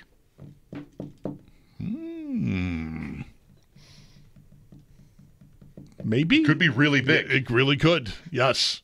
And Dallas, Minnesota could be 2 teams that are below 500. They currently are both. Well, yeah, they are both under 500 right now. It's week 15, so they could end up both being dead by then. Yeah. Maybe. That could be a little juicy. The Cowboys also play on Christmas against Washington. I don't think they'd flex that. Like the Christmas thing, I think those are locked in. I think those would be locked in. I don't know that those are flex eligible. Well, we had, last year when Amari Cooper happened, do I remember right that Devontae Adams had just been traded like the same day or the day before to the Jets? Yes. There was also a Hopkins move, I think, that precipitated it. To the Chiefs. Yeah. That might have been the one, and then but either way, and it was like the day before the deadline, I think. Or even no, it wasn't a week before. They were maybe it was a week before. Maybe it was. Somebody I think Hopkins rings a bell. I said that last week one day, and a friend of mine texted me and said that's right. It was Hopkins to KC. And I do think it was ahead of the deadline, maybe by as much as a week, that the Bills acted on that. Mm-hmm. So, I don't know. To me, any time now. We're close enough now. Right. We're in the area where it happened last year, I think, if my memory's correct. Is anybody else of the top teams, I guess this would have to include the NFC too. Like I think New England would make sense as a candidate. The Bills probably would have to. Is it a long list of teams? Like what's Indianapolis? Is Indianapolis humming well enough with Michael Pittman, leading them in receiving, and they really revolve around Jonathan Taylor anyway? Would they possibly? I mean, I'm not asking you to read their mind. Yeah. Could they also be? I mean, you're 7-1, no stone unturned. I think. Like if you're able to trade a day 2 pick for somebody who'd be a starter, I think you do it. They have Alec Pierce. He's okay. Downs had a touchdown yesterday. Yep. He's good, I think. Maybe they're not obvious as a candidate. Denver is always using it's someone new every week. Like it's just a very tough team. Somebody in the middle of that blowout yesterday caught their first NFL touchdown. I can't remember who it was. Pat Bryant. Yes, that's it. Thank you. Rookie Pat Bryant. Yep. Who before the season Sean Payton compared to Michael Thomas. So Pat Bryant, Troy Franklin is scoring. Sutton, right? Mims didn't happen yesterday. I don't know. They don't feel like an obvious. I mean, does anybody want an upgrade or even like a one thing that they're lacking? Shaheed might be appealing to a lot of teams that are sort of looking for an upgrade or a supplement to what they consider to be their deep threat. So, there could be a pretty robust market for him. But no, I don't think there's a ton of teams. Rams? New England, I like. The Rams, I suppose. I could see. But they've got Devontae Adams and Puka. Yeah, they need Puka back. Yeah. So I don't know. I don't know about them. There's talk about Jacksonville trading Brian Thomas Jr., so I don't know that they're in the market looking for something. I think the Chiefs are all set. Seattle? What about Houston? Houston just got Nico Collins, and he's concussed. What else is happening there? So yesterday, Higgins and Knoll, they're 2 rookies from Iowa State, put up games yesterday. Okay. Knoll might have – they both did. They were not huge, but they both did. Collins was hurt. Christian Kirk was hurt. He used the tight end a little bit. Throw to the backs. I would not predict Houston makes this kind of move. 2 day 2 picks on receivers, and I don't know. Just doesn't seem like that's an obvious need for them. I think Seattle could be interesting as a kind of a sudden contender. It's all JSN, but maybe Cooper Kupp does a little bit. Torrey Horton does a little bit. Green Bay's got too many guys. Green Bay. Eagles have got their guys. Detroit's got Green Bay is like Denver. They have an array. Right. And they got Watson back last night, and he had 4 for 85 or something, which I liked seeing that. Dobbs is now Kraft is the number 1 target. And Tucker Kraft is the number 1 target in that offense. Poor Matthew Golden caught 4 passes for 3 yards or something. Poor Matthew Golden. Dobbs, Watson back healthy. Jaden Reed eventually by the playoffs maybe or late season. So they have guys. Man, what a great night for them, for Love. Yeah. What a great night for them. I didn't like the Packers in that game. Just thinking that they have not been good enough to my eyes this year. Just they looked like a team that kind of leaves points on the field, if you will. But last night, and that was last night for like a half, but they really poured it on at Pittsburgh. Great to see that. Could the 49ers be a team that could be looking for somebody? I mean, is Ayuk supposed to come back at some point here? You never hear a word about him. Yes, I want to say yes. Pearsall misses every game. Jennings in and out. Kittle just back. Yeah. Too many injuries. I don't think they have to punt the year, but in my opinion, they should not be buyers. Just too many injuries.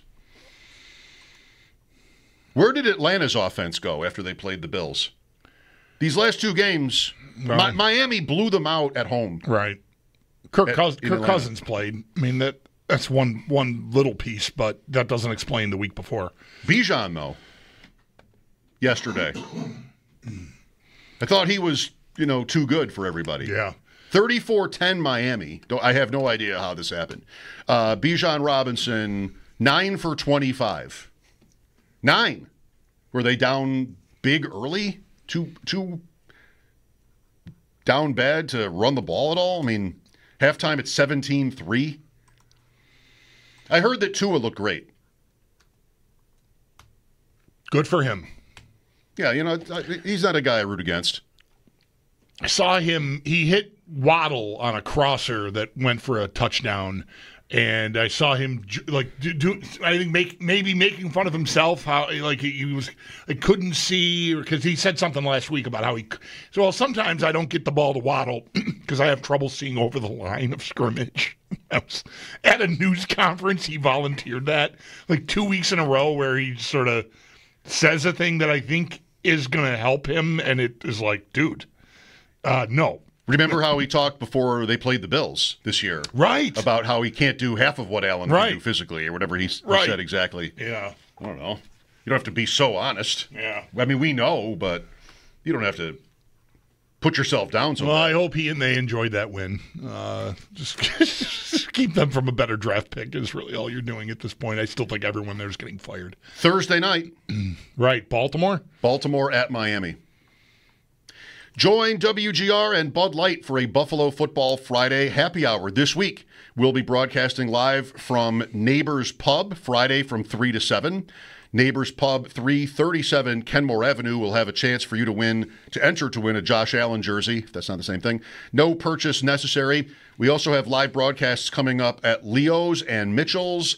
And I think today I saw the Draft Room is added to the list before the end of the year. All right. Bud Light, easy to drink, easy to enjoy. Enjoy responsibly, 21 plus.